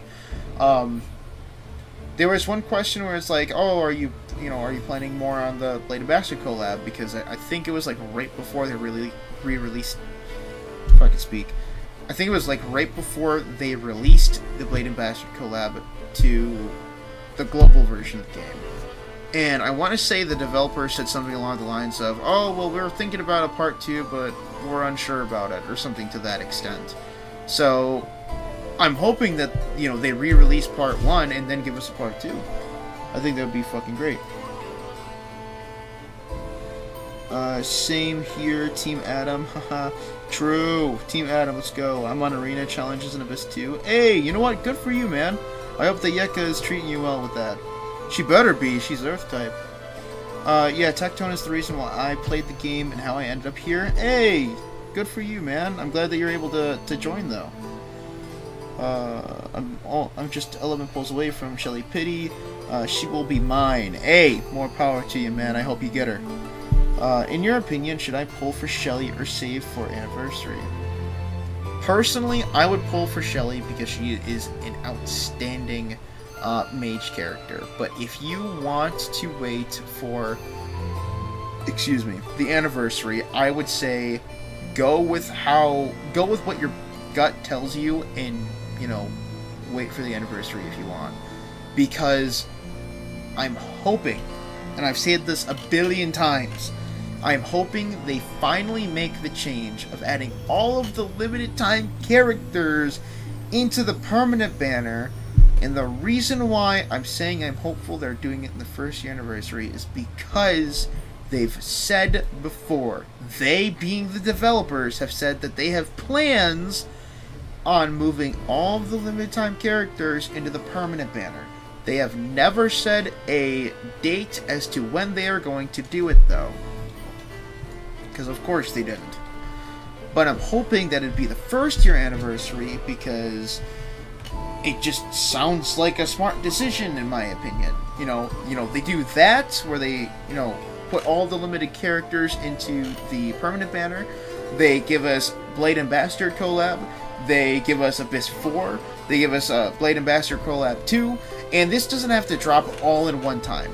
This can be like in a time span of like 2 weeks, 3 weeks, maybe a whole month, to just celebrate one successful year of Wizardry's first ever mobile game. I just feel like with how the game is going, how it's progressing, how the community's been growing, how everything has been going so far, I feel like that kind of decision would be really, really... I feel like it would, at the very least, have more of a positive outlook than a negative one for the community. And the reason why I say more of a positive than a negative is because this fucking two-handed weapon fucking change and people being little bitches about it got me kind of fucked up, I'm not gonna lie. Do you get any free characters from collabs? You do not. You do not. Wizardry has only done one collab, and it was the Blade and Bastard collab, and you do not get any free characters, no. Is it better to get a dupe of Shelly or her staff? Get a dupe of Shelly. Banner equipment is never worth investing unless you are a really big whale. Like if you spent a fuck ton of money. There is no reason why you should ever invest into banner-specific equipment unless you are willing to spend tons and tons and tons of money.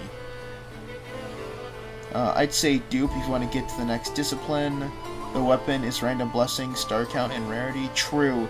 There's also never a guaranteed chance that you'll have a good weapon or a good whatever equipment you're going for.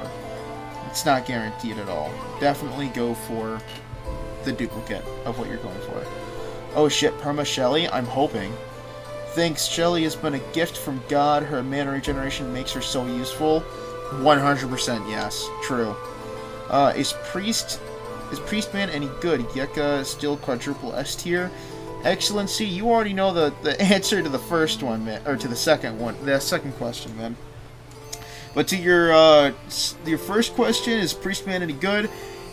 On paper, he sounds pretty good. He's inheritable, sounds pretty crazy because he kills characters, like he kills enemies and then he gets MP back. But from what I've heard, you only get 2 MP and it works just like, oh no, I might be misremembering actually. I'm holding my tongue, give me 1 second.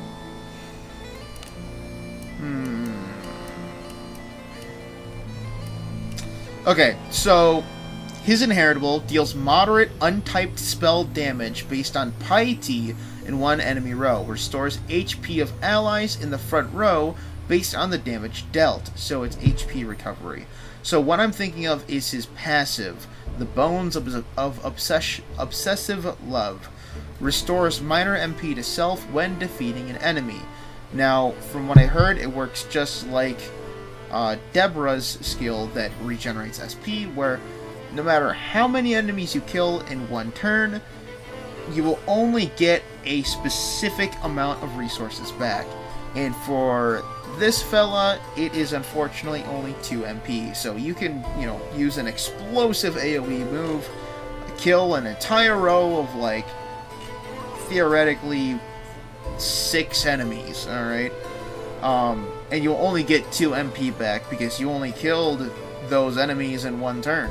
So, unfortunate, but overall, he seems pretty interesting. Whether he's better than Alice or not, I am not 100% sure. I would like to say he's not, but I cannot say for certain whether he is or isn't. Dracon may be horrible with the bugs department, but I sure as hell appreciate what they've done with the game. True, I agree. Ooh, Goblin Slayer collab would be nice, just leave out the unsavory parts. That's fair. That's fair. Yeah, I can definitely see a Goblin Slayer collab. When did I get 2C Mad Warrior Brews? Well, guess I got a lot more SP. I don't even know what a 2C Mad Warrior Brew is, fella. Sounds like a relic of some sort.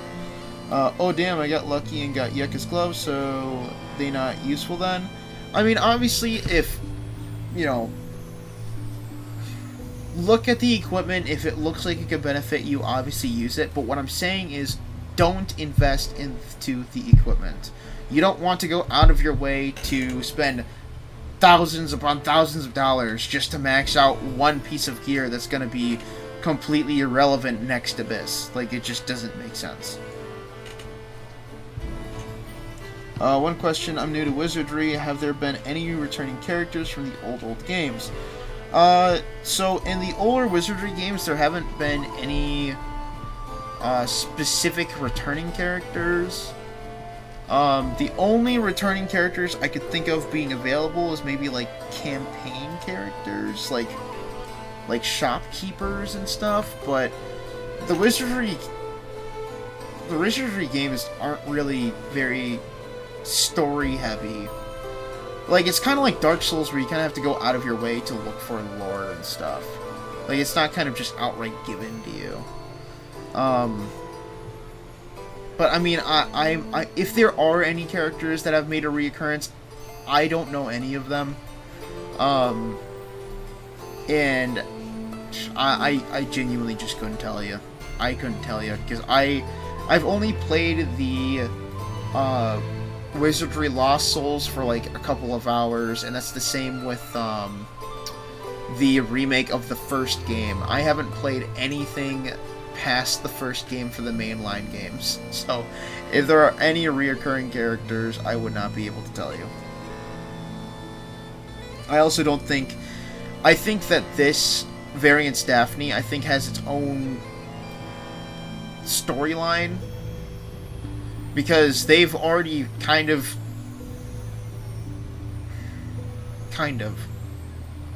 They kind of made like a... Oh, man, I don't even know how to describe it, actually, because Yaramis is in... Blade and Bastard is in the universe of Wizardry, but it's like... It's either like a different timeline or some kind of different universe.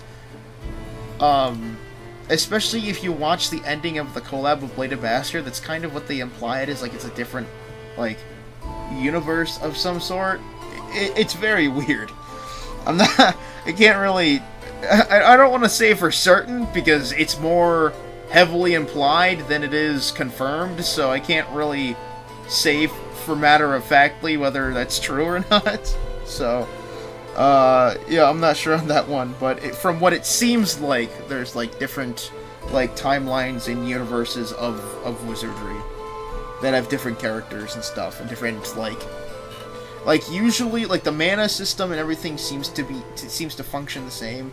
The mana system, like, you know, like, the different spells and shit, but in terms of, like, the events of the world, it seems to have, you know, happened differently or have changed in some way. I'm not entirely sure.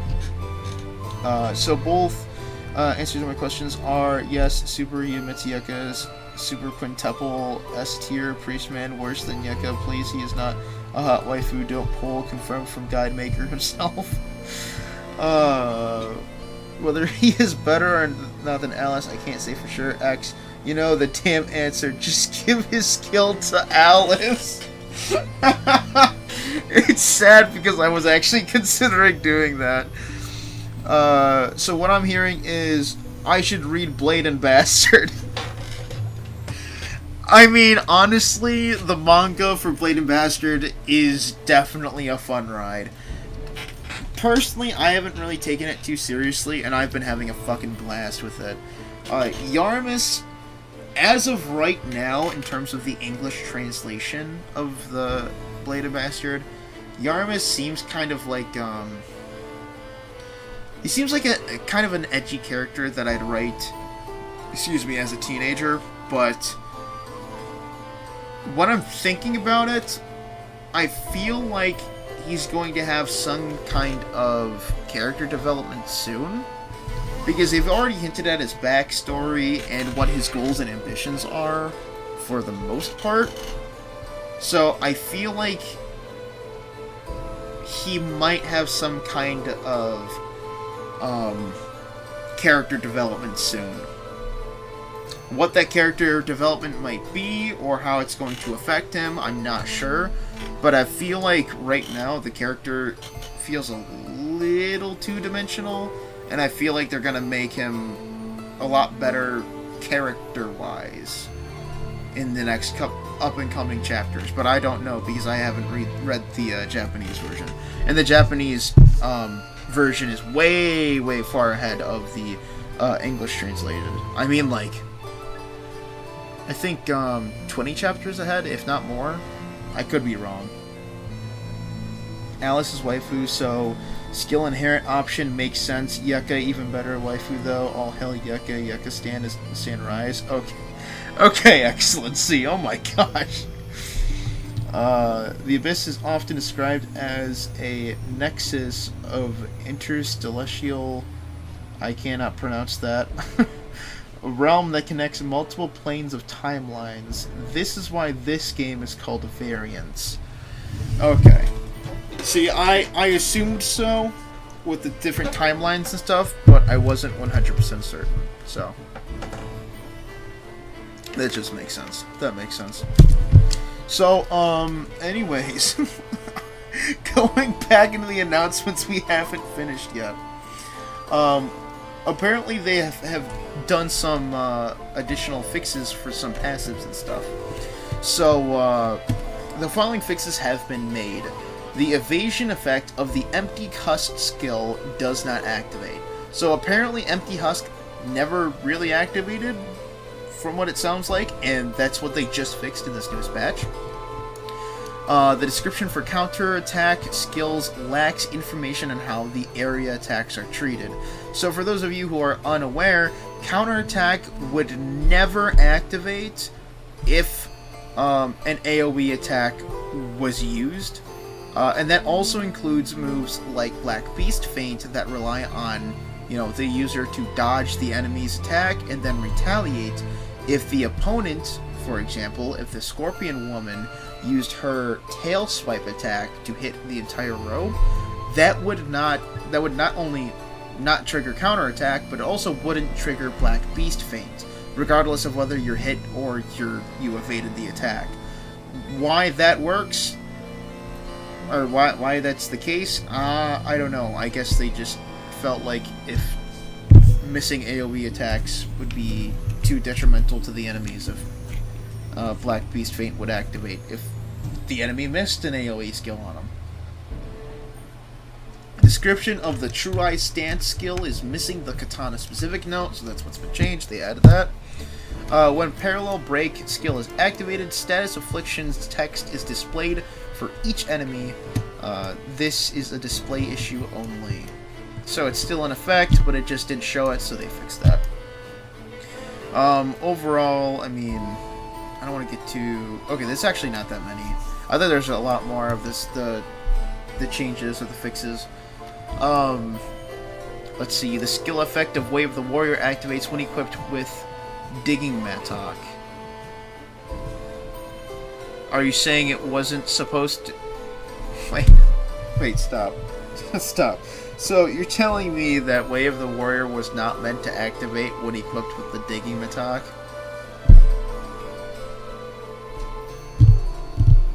That's so shitted, bro. It's shitty because I was actually considering making a goofy build with the Digging Mattock. But if Wave of the Warrior doesn't activate because of it, I think I might just give up on that build entirely. Because Way of the Warrior is kind of needed for that, because the Digging Attack does, like, no fucking damage.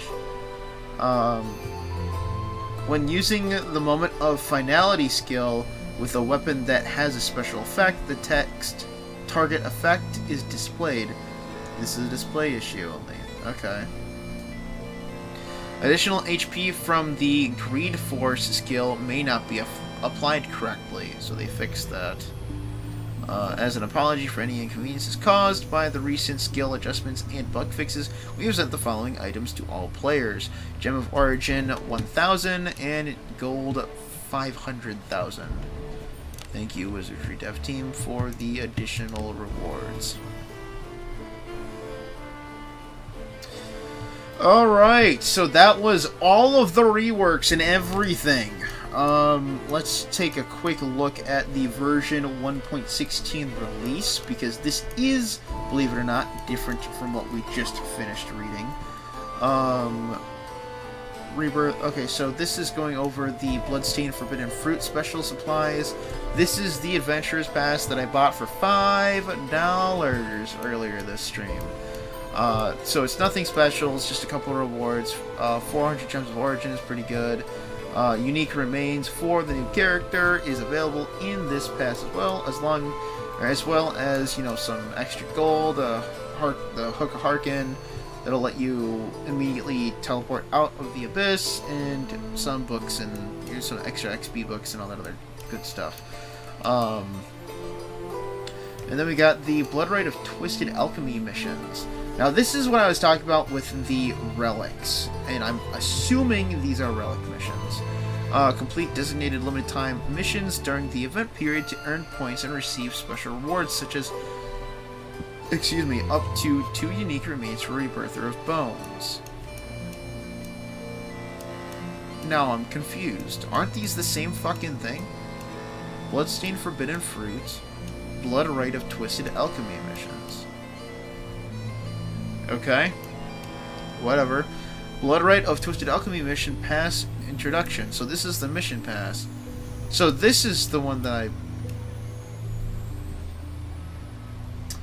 Oh, I'm a fucking buffoon. Okay, so the Bloodstained Forbidden Fruit special supplies, that's the login bonus.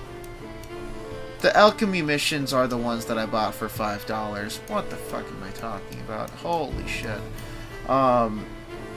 Day of Blessings, these are our, you know, weekly blessings that we normally get.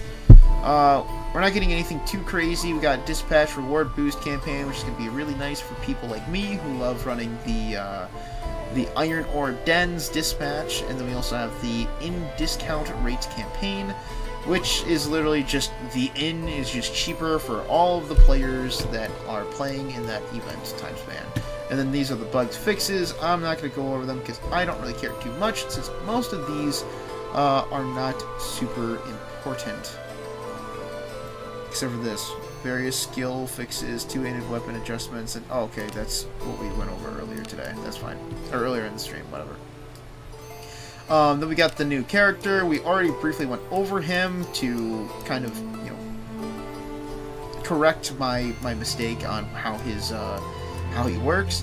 But essentially, he is a fire-type evil alignment character. He is a priest class, male, human, and his name is Raffaello, or however the fuck you want to pronounce it. Very cool-looking character design-wise, I'm not going to lie. His notable skills, his inheritable does seem pretty good, I'm not going to lie. He has a good MP restoring... Okay, I don't know what good. He has an MP restoring passive that allows him to gain 2 MP after defeating an enemy. And like I said earlier, it works just like Deborah's skill with the SP regeneration passive, where it doesn't matter how many enemies you kill in one turn, you will always get the same amount of resources given back to you after killing an enemy or more in the same turn. The inheritable, again, HP recovery, and does an AoE attack for 1 row and the damage base of Piety. Pretty good. I'd probably put that on... I'd probably put it on Alice. I don't know. Then again, Alice is also... Usually the Alice that I run is a mage, so I don't really need to use that too much. I mean, I don't know. It really depends if you want to keep Alice a priest or not, I'm assuming. I don't know. It definitely it seems interesting. It seems interesting at the least. Do I think the character is going to be crazy? No. Is the character meta? Personally, I don't believe he is. Is he bad? No, he's definitely not bad. Would I want to go out of my way to pull him and make sure that I can max him out and everything? No. If I were a new player, would I want to pull for this character? Personally, I would say no. Personally, I would say you are better off with going and trying to get Alice over him. Especially since Alice also has a class change and is a permanent banner character. So she just has better overall team support and AoE sub options. Because with her mage class change, so as a priest you get to learn healing spells and team buffing spells, but then as a mage you learn damage dealing spells and enemy debuffing spells. Because Alice can have both of, she can have the mage and priest skills, she's the ultimate support on top of her inheritable, which increases the turn duration for debuffs, buffs, and all that other mumbo jumbo team support stuff. So, again, would I want to go out of my way to pull this guy if I were a new character? I would say no. And then we got the Old Castle Ruins. Oh. What the heck? These bug fixes, true. The game can be so complex at times, and I'm just hearing that Alice is just the MVP for everything. I don't even have to hear her as a mage, and yet she always stands out. Well, yeah, it's because Alice is... she is, like, the best character in the game. It's genuinely crazy how Alice has been the best character in the game since the game has launched, and she still has not dropped from being the best character of the game yet. Frontline, Lana, Chloe, and backline.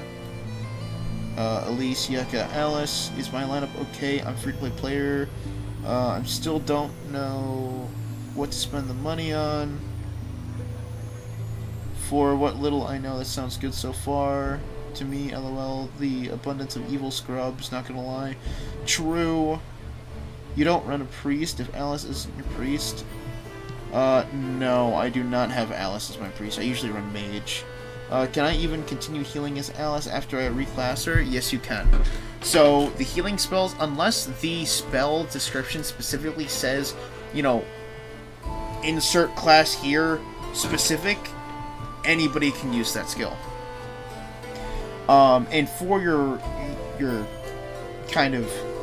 team here, Earl, you have Elise, Yucca, and Alice in your backline. You have Lana, Chloe, and then your character, I'm assuming, on your front line. I mean, sounds pretty good. Personally, I would change Elise to somebody else, but, I mean, for what it is, it sounds pretty good. You got a good setup there, Earl. You use potions or something for heals? Nope, I just raw dog it and I use Dios and Madios. I mean, I usually always hold potions in every character's inventory. Like, I'm gonna show you my inventory. Yeah, and fair warning, I have not cleaned out my character's inventory in freaking forever, so there's gonna be a lot of random shit in there. But normally I try to carry 2 of the best potions I can buy, and I would have 2 of those in each character's inventory.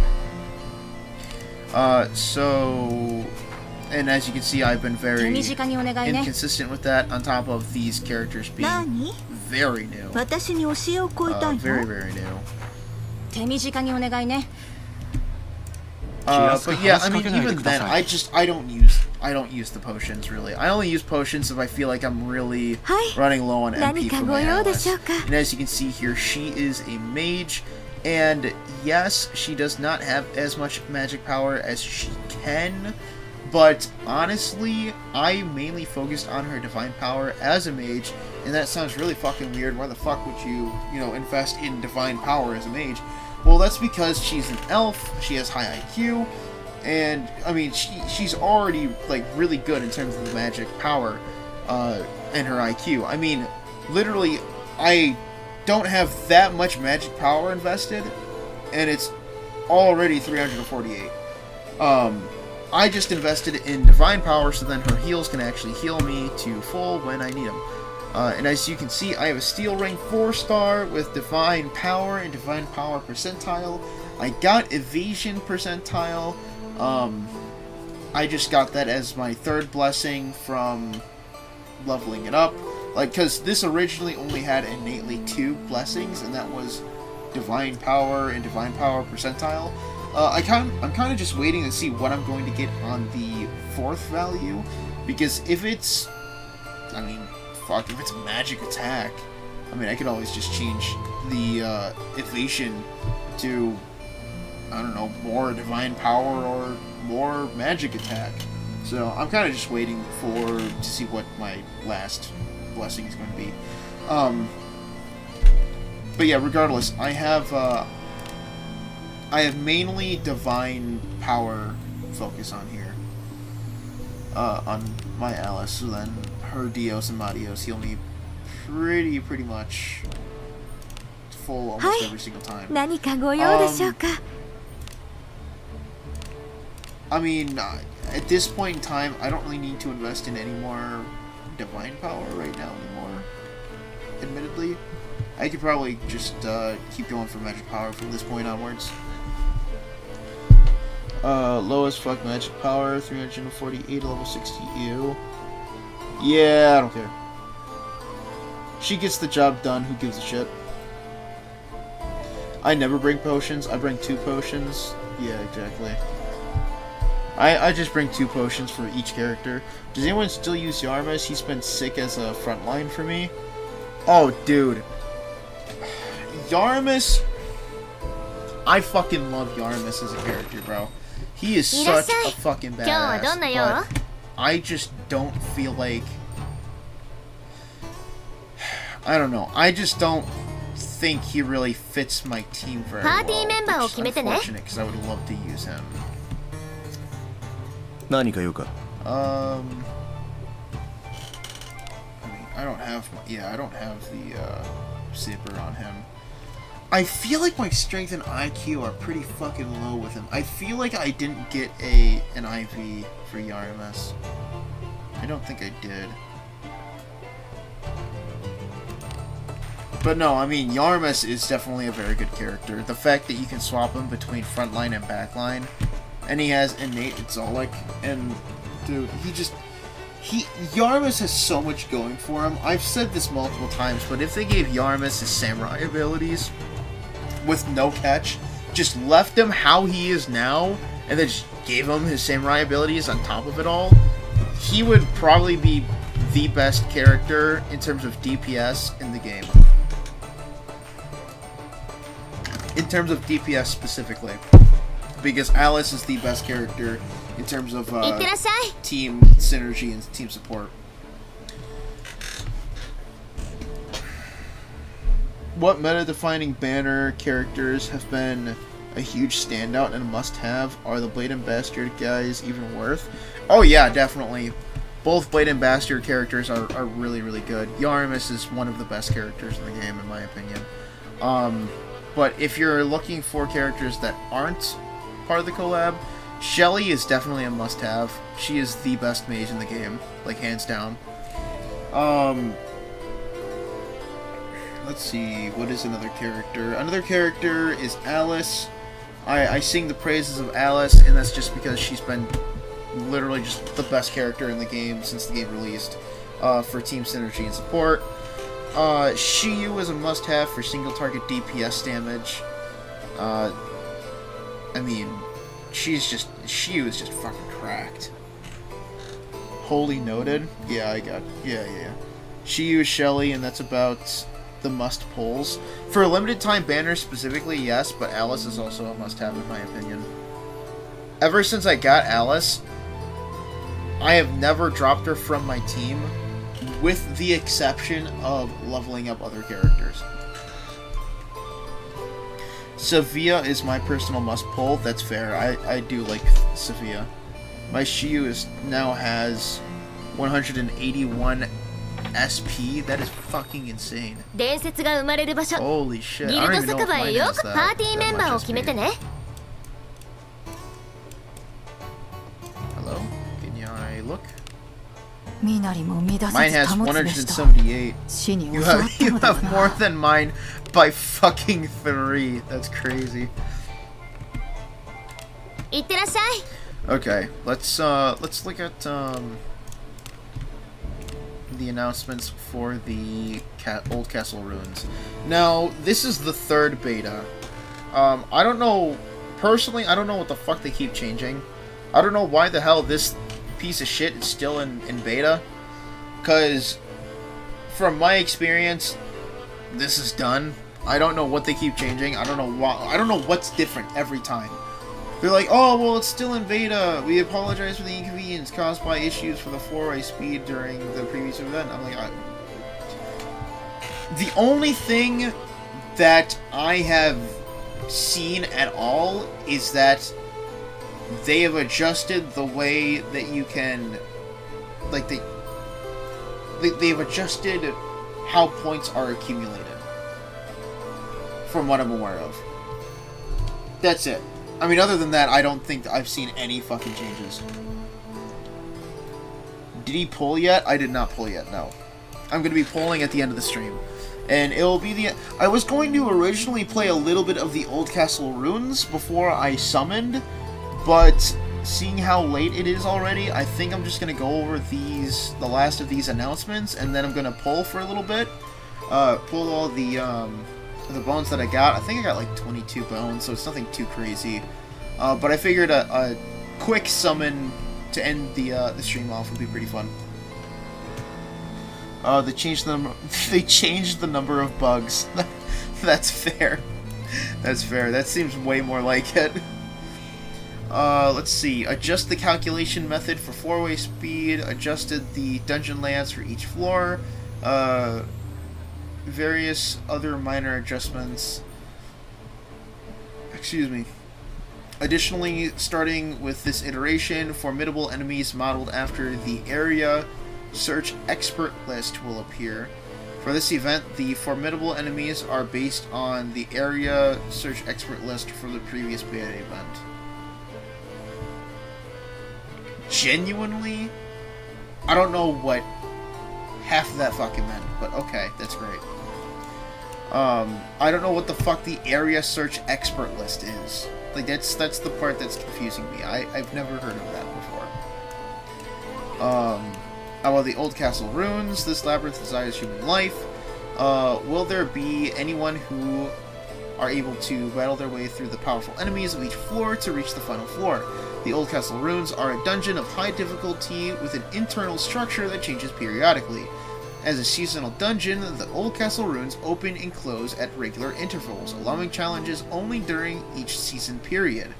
For more details on the available rewards, please see the in-game guild bulletin board or the Old Castle Ruins survey post at the Old Castle outer wall. That's great. Overall, great Explorer rank rewards. Rankings are calculated based on the total 4-way speed across all floors, and rewards will be distributed according to the final rankings at the end of the season. Each floor has a base clear time, which is updated when a faster clear time is achieved. If multiple users have the same number of moves, 4-way speed, the player who reached the designated area first will rank higher in the rankings. Users who have malicious activity detected will be removed from the Greater Explorer list. The rankings will be reset with each season, and the Great Explorer rewards will be distributed once the final results are tallied. Meaning, you speed run the dungeon, and depending on how fast you are, you get a specific ranking, and the higher the ranking you are, the more rewards you get at the end of the season. Old Castle Runes exchange rewards. So, on the side, there is an exchange shop for the Old Castle Runes. Essentially, as you play through the side quests that you have, kind of like a, they have like side quests, like milestone rewards and shit, and you can get points from it that you can use to exchange from the, in the shop. As you clear each floor of the Old Castle Runes, report your progress to the Old Castle Runes survey post or guild bulletin board to earn various rewards, such as Old Castle Runes assist tokens. Old Castle Runes assist tokens can be exchanged for items in the Old Castle Runes jewelry exchange. Notable items: Intermediate Codex of Learning, a tome through which one can enhance a single learned skill gained 100 skill XP. Full Alteration Stones. Everyone knows what a fucking Full Alteration Stone is. That is easily the best alteration stone in the game. Old Castle Runes assist tokens will not be reset even... Wait. Old Castle Runes assist tokens will not reset even if the season ends. Meaning, does that mean you can save up your tokens for next season so then you can use them the next season? Because that would be really fucking cool, you know? I would really hate to have, like, my handful of 250 tokens that I can't use for another Full Alteration Stone, save them, and then have them disappear next season. That would really fucking blow. Anyways.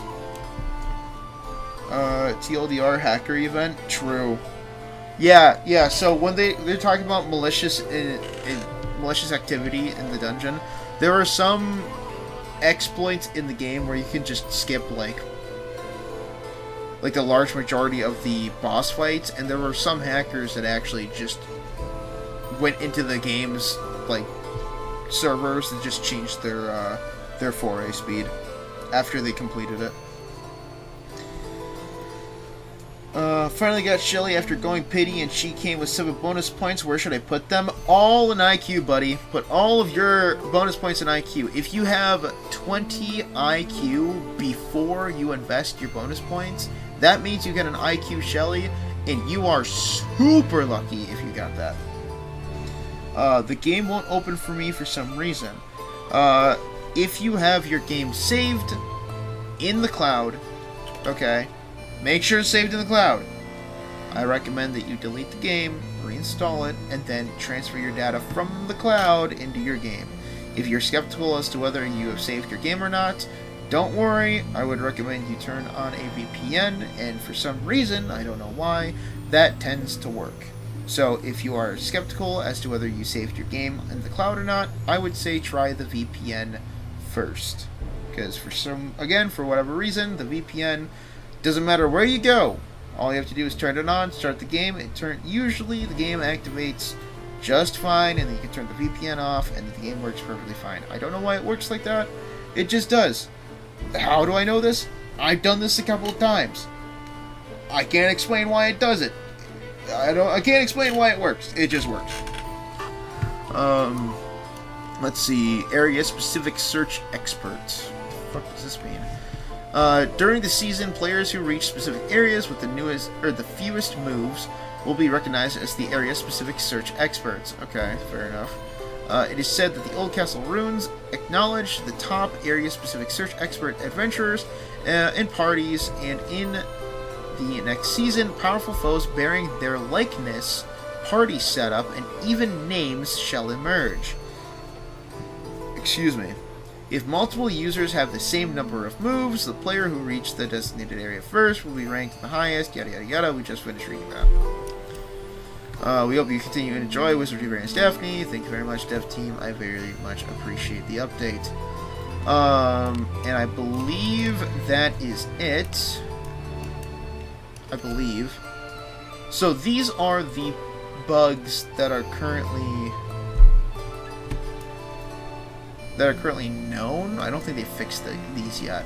On certain floors of the Old Castle ruins, the foray speed may not be saved correctly. Foray speed of those affected by this bug is scheduled to be corrected during the next maintenance. So it sounds like we're going to be getting maintenance again soon. If not already. These are just all bugs. Stack power may decrease when equipped with the Digging Matok tool. When adventurers of different styles are merged, their unique skills activate simultaneously. So that just confirmed that Lana having the 2 righteousness passives available, that is indeed a bug, and they're going to be changing that next patch. So for those of you who have it, like me, I would highly recommend you take advantage of it while you can. Try to blitz through all of the content that you might be a little too under level for, that you might just, get through with the skin of your teeth with those 2 passive buffs, and get through that, and take advantage of it while you can. We deeply apologize for the inconvenience caused. Thank you for your continued support of the Wizardry Variants Daphne. Alright, thank you very much, dev team. Also, I would like to point out that Holiday Flute has a way better fucking passive than Base Flute. Base Flute has this water formation passive that is absolute dog shit. Decreases damage to fire type, or increased damage to fire type enemies for user and adjacent water type allies if there are at least 2 water type allies adjacent to the user. Literally, water types do more damage to fire types if next to Flute. That is it.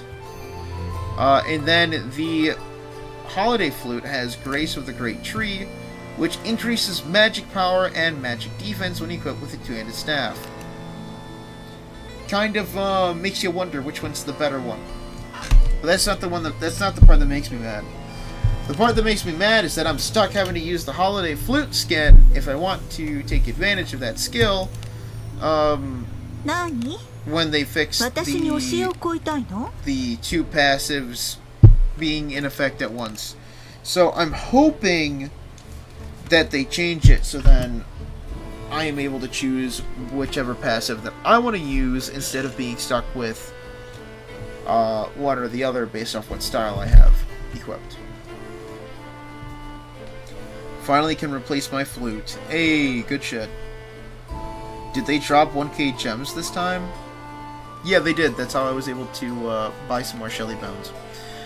Alright, let's see. Did I complete my daily tasks? I don't believe I did. Let me complete my daily tasks real quick, and then we will... What the fuck?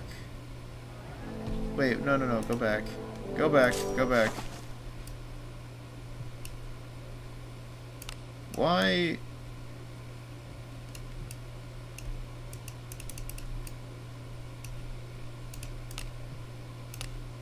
Oh! Well, that's a little obnoxious, but okay. So, I was zoomed out, which is why I wasn't able to click on any of these, caves. That's why I was like, what the hell? What, is this a bug? No, it's just you have to zoom in order to actually click on these. Okay, that makes sense. I was very confused. We getting the gameplay now? Yes, we are. Surprisingly, I know.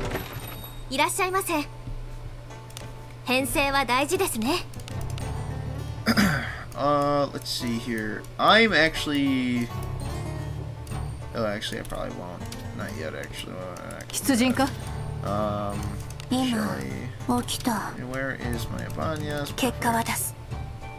Oh, wait, the freaking level... Oh, my god. Yeah, actually, I'm gonna go back to what I was just doing. Where is my...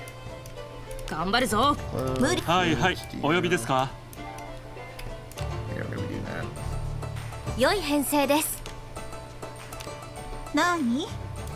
私に教えを請いたいの？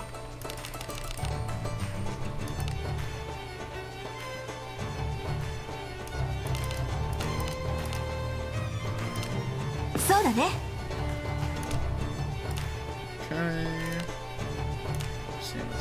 手短にお願いね。そっか。いってらっしゃいませ。We're actually going to rest, and then we're going to do the dailies, and then we're going to do the summon. 冒険者に The 一部 dailies 了 should 解。 not take too long. I'm going to change my Chloe's weapon to the expulsion weapon. ちょっと強くなったかな。Attack 2, passive fighters. Okay, let's see how much strength she has, because this is a strength IV Chloe. Holy moly. 42 strength to level 20. For a non-legendary, that's not bad. さらに強い敵と戦えるようになったよ。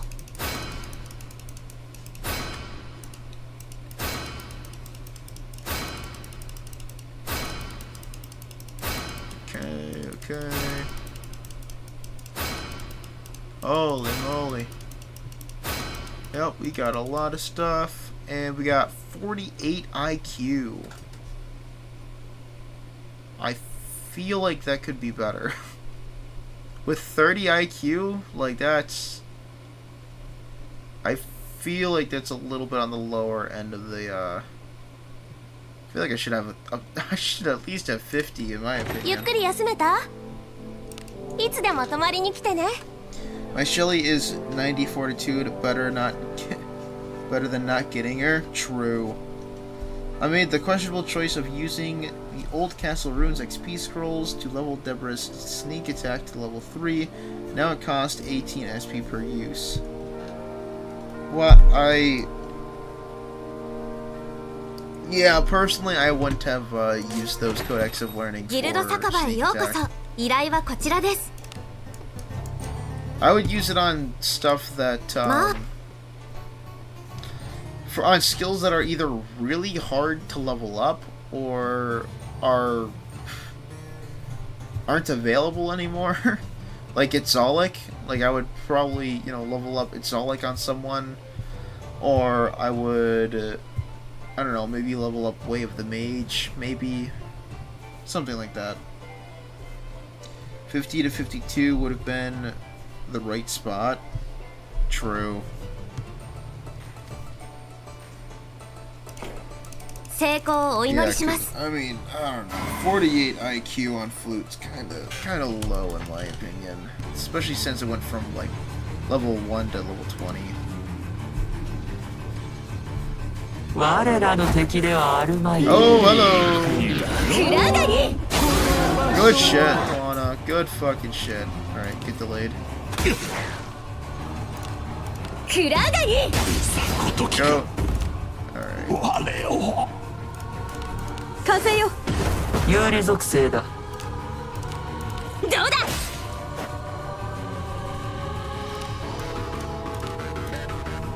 風よ。Sweet. あなたの手腕はいつも見事できてない時だ。 I'll probably do what's it called? The level up exams off stream. 依頼はこちらです。 You know what? Oh yes. Yeah, I need to 手 change the 短にお weapon. 願いね。 Where is my sword of expulsion actually?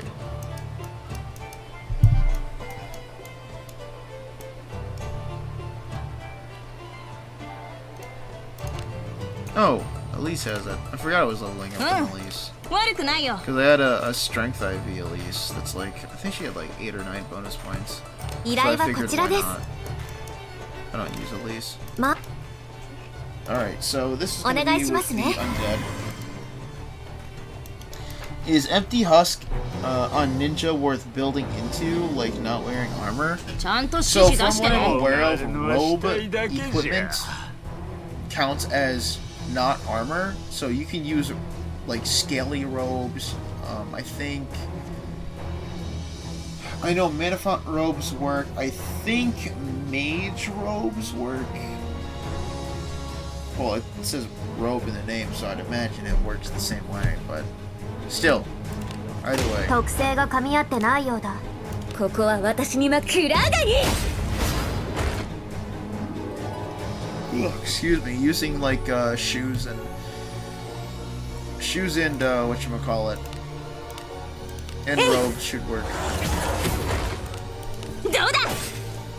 Wow. 私の可愛いしもべたちよ。風よ。水よ。やだ。 Yikes. 死にたくない。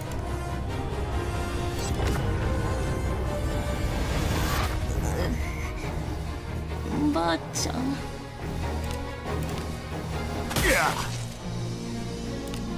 ここは私に枕上がり。自分の遺体を操ればいい。投げ払え。Huzzah. Marin for the W. Cloth stuff doesn't count as armor for Husk, right? Yes, exactly. Exactly. 依頼はこちらです。いってらっしゃいませ。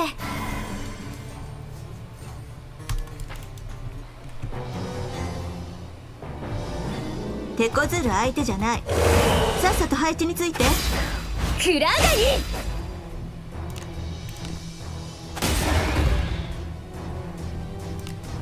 暗がり。Sick. 水よ。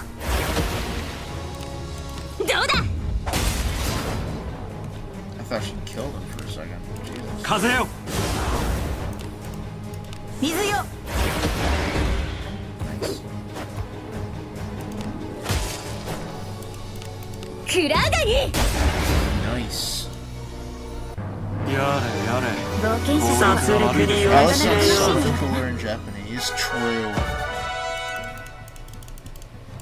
I'm not gonna lie to you, I love it when Agora speaks. It's so fucking badass.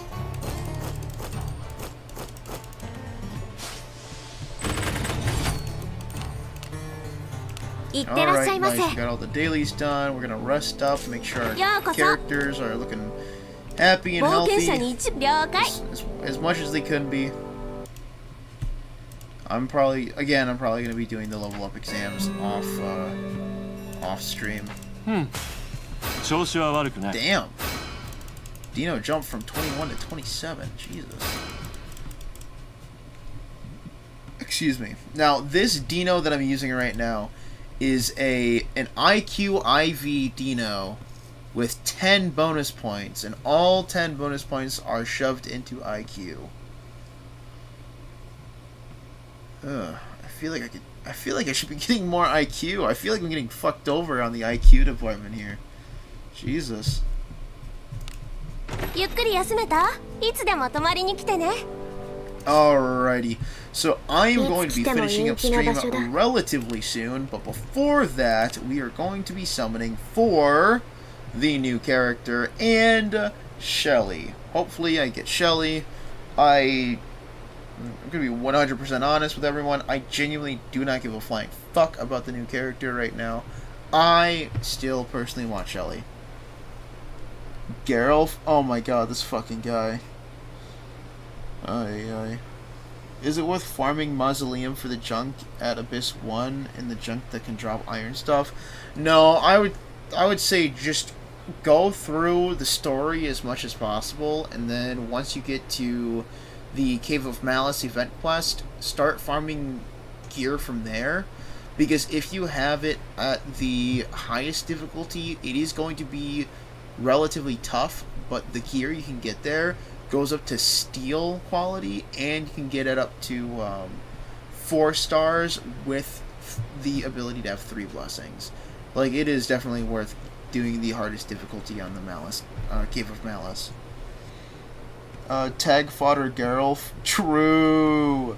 No, it's gonna be Yeka. As long as it's an IQ, IV Yucca. I'm not gonna be bitching moan.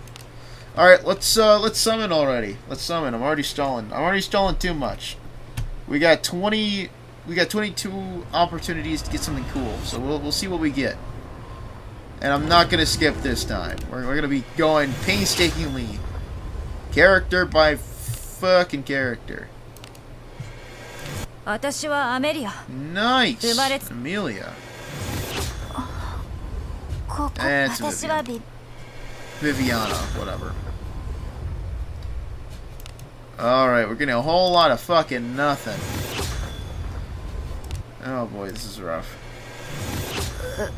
嫌だ。 Okay. 別に助けてなんて頼んでないから。 Hey! We got an IQ IV Milana with 9 bonus points.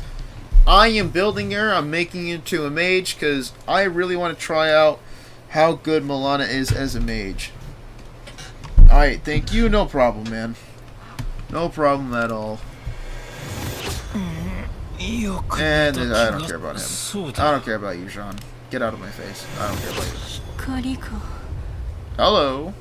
あなたが助けてくれた。 Can't tell if that has an IV. I can't tell. ここは Okay. 私はオフェリア。 Ophelia? Udemy Yeah, は that 自信があるよ。 works. That works. She has a good inheritable. Oh! It's the GOAT. The one and only. Honestly, this poll is crazy because we got Hobo. Hobo is cracked. Whoa. I didn't realize that Ophelia had 10 bonus points. Okay. Ah, yes. Worse Shelly. True! Shelly is the best fucking mage, so yeah, obviously. Oh, I don't care about you. Damn, you're tall. I know I knew she was tall, but every time I see her, I'm like, damn, I didn't realize she was that fucking tall. Oh, we got Shelly's younger sister over here. Skip that. Let's get Dolphins, whatever. Oh, we have off-brand. What's her face? I forget her name. Renee! Off-brand Renee. And we got her again. Wow. Okay. And we got her again. Wow. Okay. And we got the GOAT. I still have not gotten a Strength IV Hobo. I don't know if... is that possible? I'd imagine that's possible, right?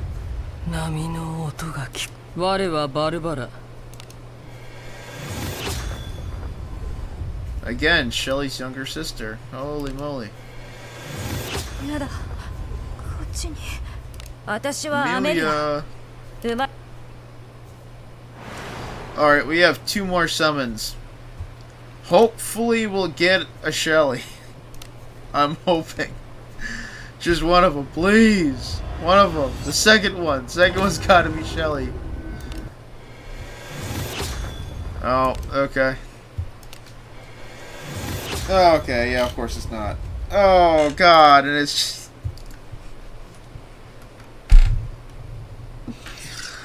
Oh, brother. Oh, how it just hurts. It just hurts to watch.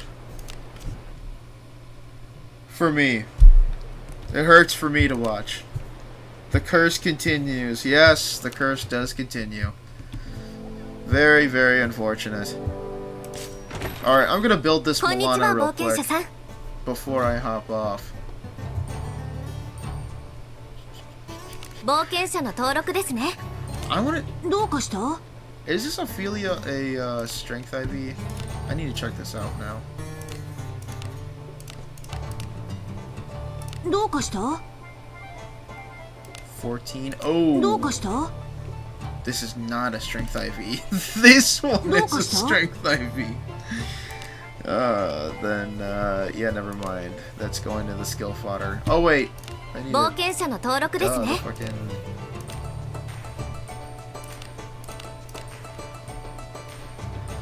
I forgot she doesn't start off as a mage. Ugh, excuse me. Okay. So let's see, is this the IV one? It is not. Where is the IV? 話すことなんかない No. 話すことなんかない Yep. Alright, we're investing it all in IQ. 私をパーティーに何を企んでいる Look at my Ebon Steel Greatsword.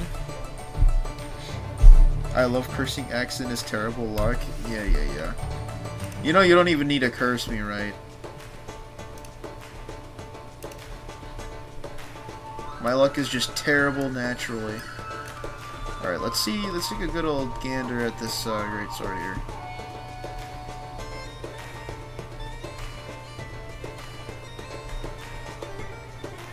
Oh, wow. Hey, that's not bad. Wow, that's actually really good. What the fuck? So, Worst has an Ebon Steel Greatsword, 4-star. It is upgraded 15 out of 20. And he has a total of 12 surety, 22 evasion, and 23 attack. Those are really high rolls. I'm surprised. It's really good.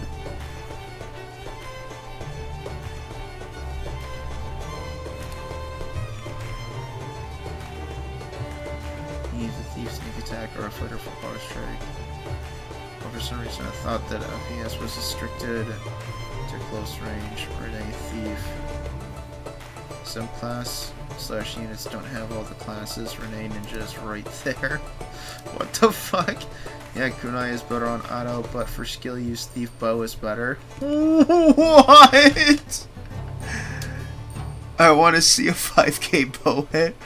No, the fucking ain't. Covert strike. Covert is dagger only. Sorry, melee only. Yeah, so use dagger ninja. It's just a better thief. What the fuck, bro? Some people are just... I'm not even gonna say it. Some people are weird. Some people are weird fellas.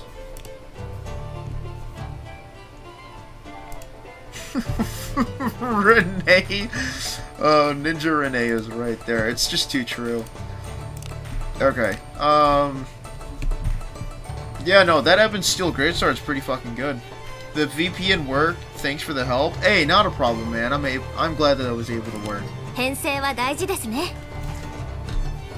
That guy is the mod of the Faster Thoughts of Wiz Discord. Please say you're lying.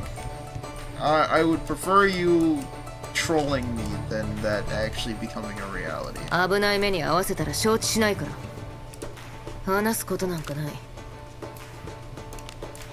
危ない目に合わせたら承知しないから良い編成です Thanks a lot, sir. I thought I missed the Yekatrina special quest because I can't access the old Royal Cave. I just needed to zoom in. Thank you, sir. You're welcome. I'm glad that you were able to learn from my my mistakes. Ninjas have the best damage amount. That is true. That is true, with the exception of samurais, because samurais have the best single target DPS in the game. They are actually fucking nuts.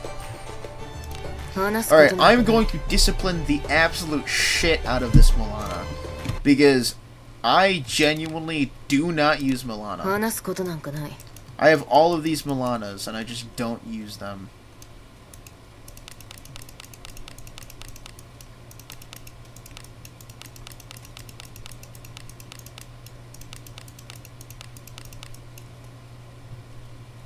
Okay, sweet. Discipline level 8. We'll take it.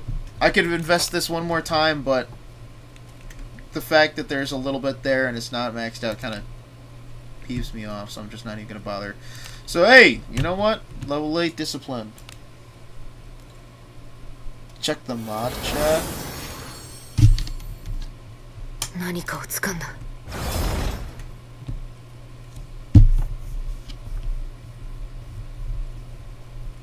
Oh boy.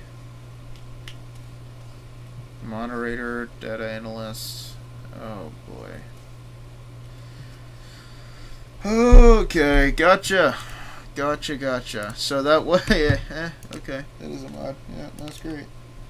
Okay, alright. Well, that's just fantastic. Oh my goodness.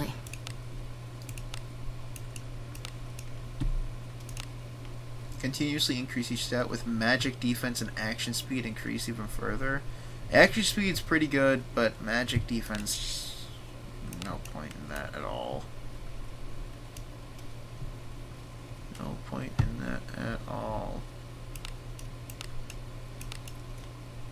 Alright, well, I'm going to level up Milana Thief, and then I'm going to Class Changer.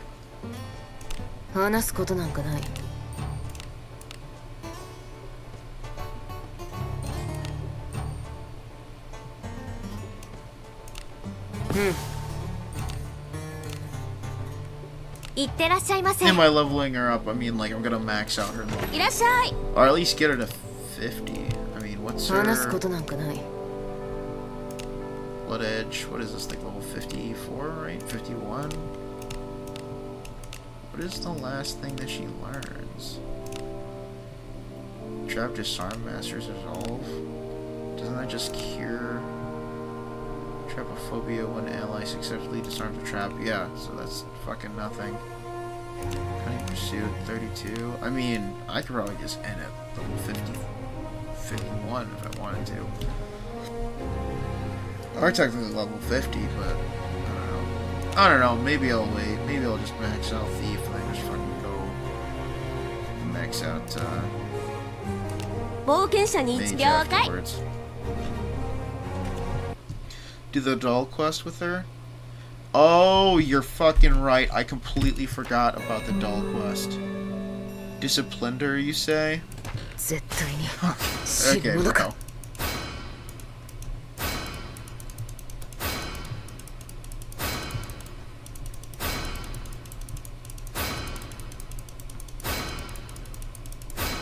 Holy moly. I keep forgetting how many things you get from leveling them up for so high. Why? Oh, right, she has a bow. I was like, why did you only do one hit? It's like, yeah, fucking bow, dumbass.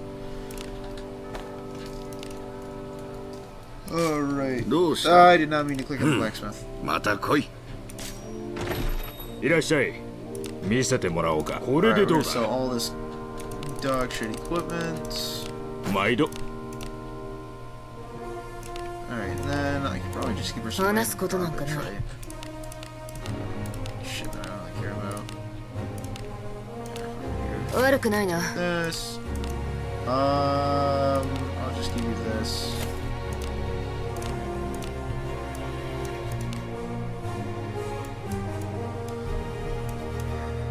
Oh, you know what? Better yet. Excuse me. Oh, neutral. Dino's good. Neutral. Good. Okay, actually, I don't even know. Increase damage to enemies for user and ally in front or behind of the ally's evil. Yeah, I don't have any evil allies besides you, fella.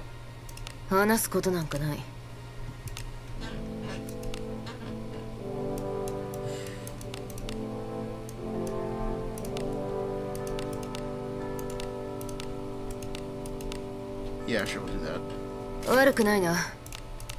Just give her some random shit. Defense on its... Yeah, fucking sure, we'll do that.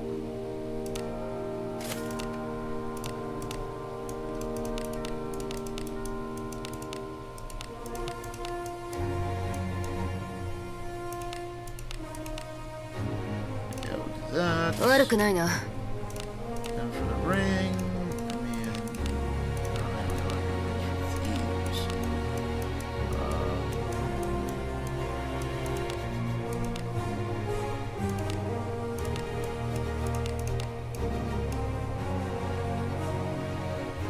Sure, we'll do this one. Alright. Sweet. また来てくれよ。 I have an 8 bonus point, 18 IQ Milana. Should I pull a U and build a crab character? Yes, because it's fun. Anyways, it is very late, and I gotta go to work early tomorrow, so unfortunately I'm going to have to end the stream here.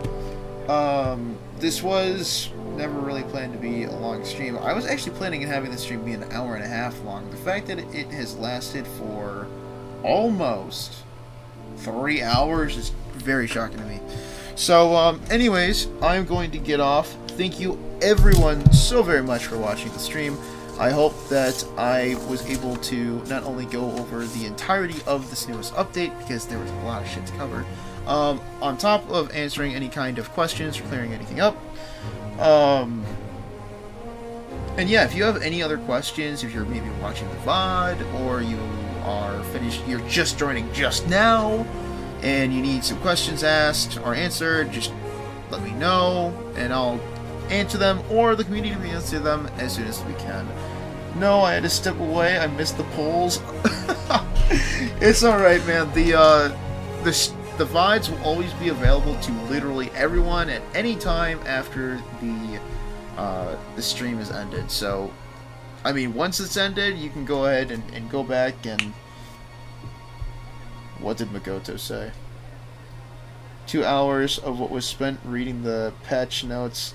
36% increase from last time you read the patch notes. Okay, dude, whatever, man. Whatever, Magoto. Anyways, if you guys have any more questions, don't be afraid to leave them in the comment section below, or don't be afraid to join the Discord. The link for the invite is in my YouTube bio, wherever it would be on the screen. It is in my YouTube bio. It's a permanent invite, so you can literally click on it, and it should immediately send you to the Discord. And we have all of the mods there. We have newer players, we have older players, we have Shiro, which is one of our stats guy. He's actually our main stats guy. We have Worse, which is a mod there, also Magoto, which is a mod, and we just really like helping out the community and making sure that we can clear things up, you know, as best as we can. So if you want to join the Discord, highly recommend it. If you want to be a part of the Adventurers tier list, the membership that I'm doing, you can do so for $1 a month, and you can also spam those really special emotes that Cheerful has made for the community. And then if you want to go for the higher tiers, there are more benefits that you can do for that. And self-promo aside, I am not a mod. Yeah, okay. You're right, Magoto, you're not a mod. Yeah, you're right. You're right. I'm sorry. I didn't mean to mix you up with all that new player, y'all. Okay. Anyways, thank you all for watching, even if you're just stopping by. And if you're watching the VOD, thank you so much for watching. I greatly appreciate it. And I will see you all, hopefully, in the next VOD video stream or podcast episode that might happen, might not. I don't know. First time watcher? Okay, bro. Alright, you guys have a great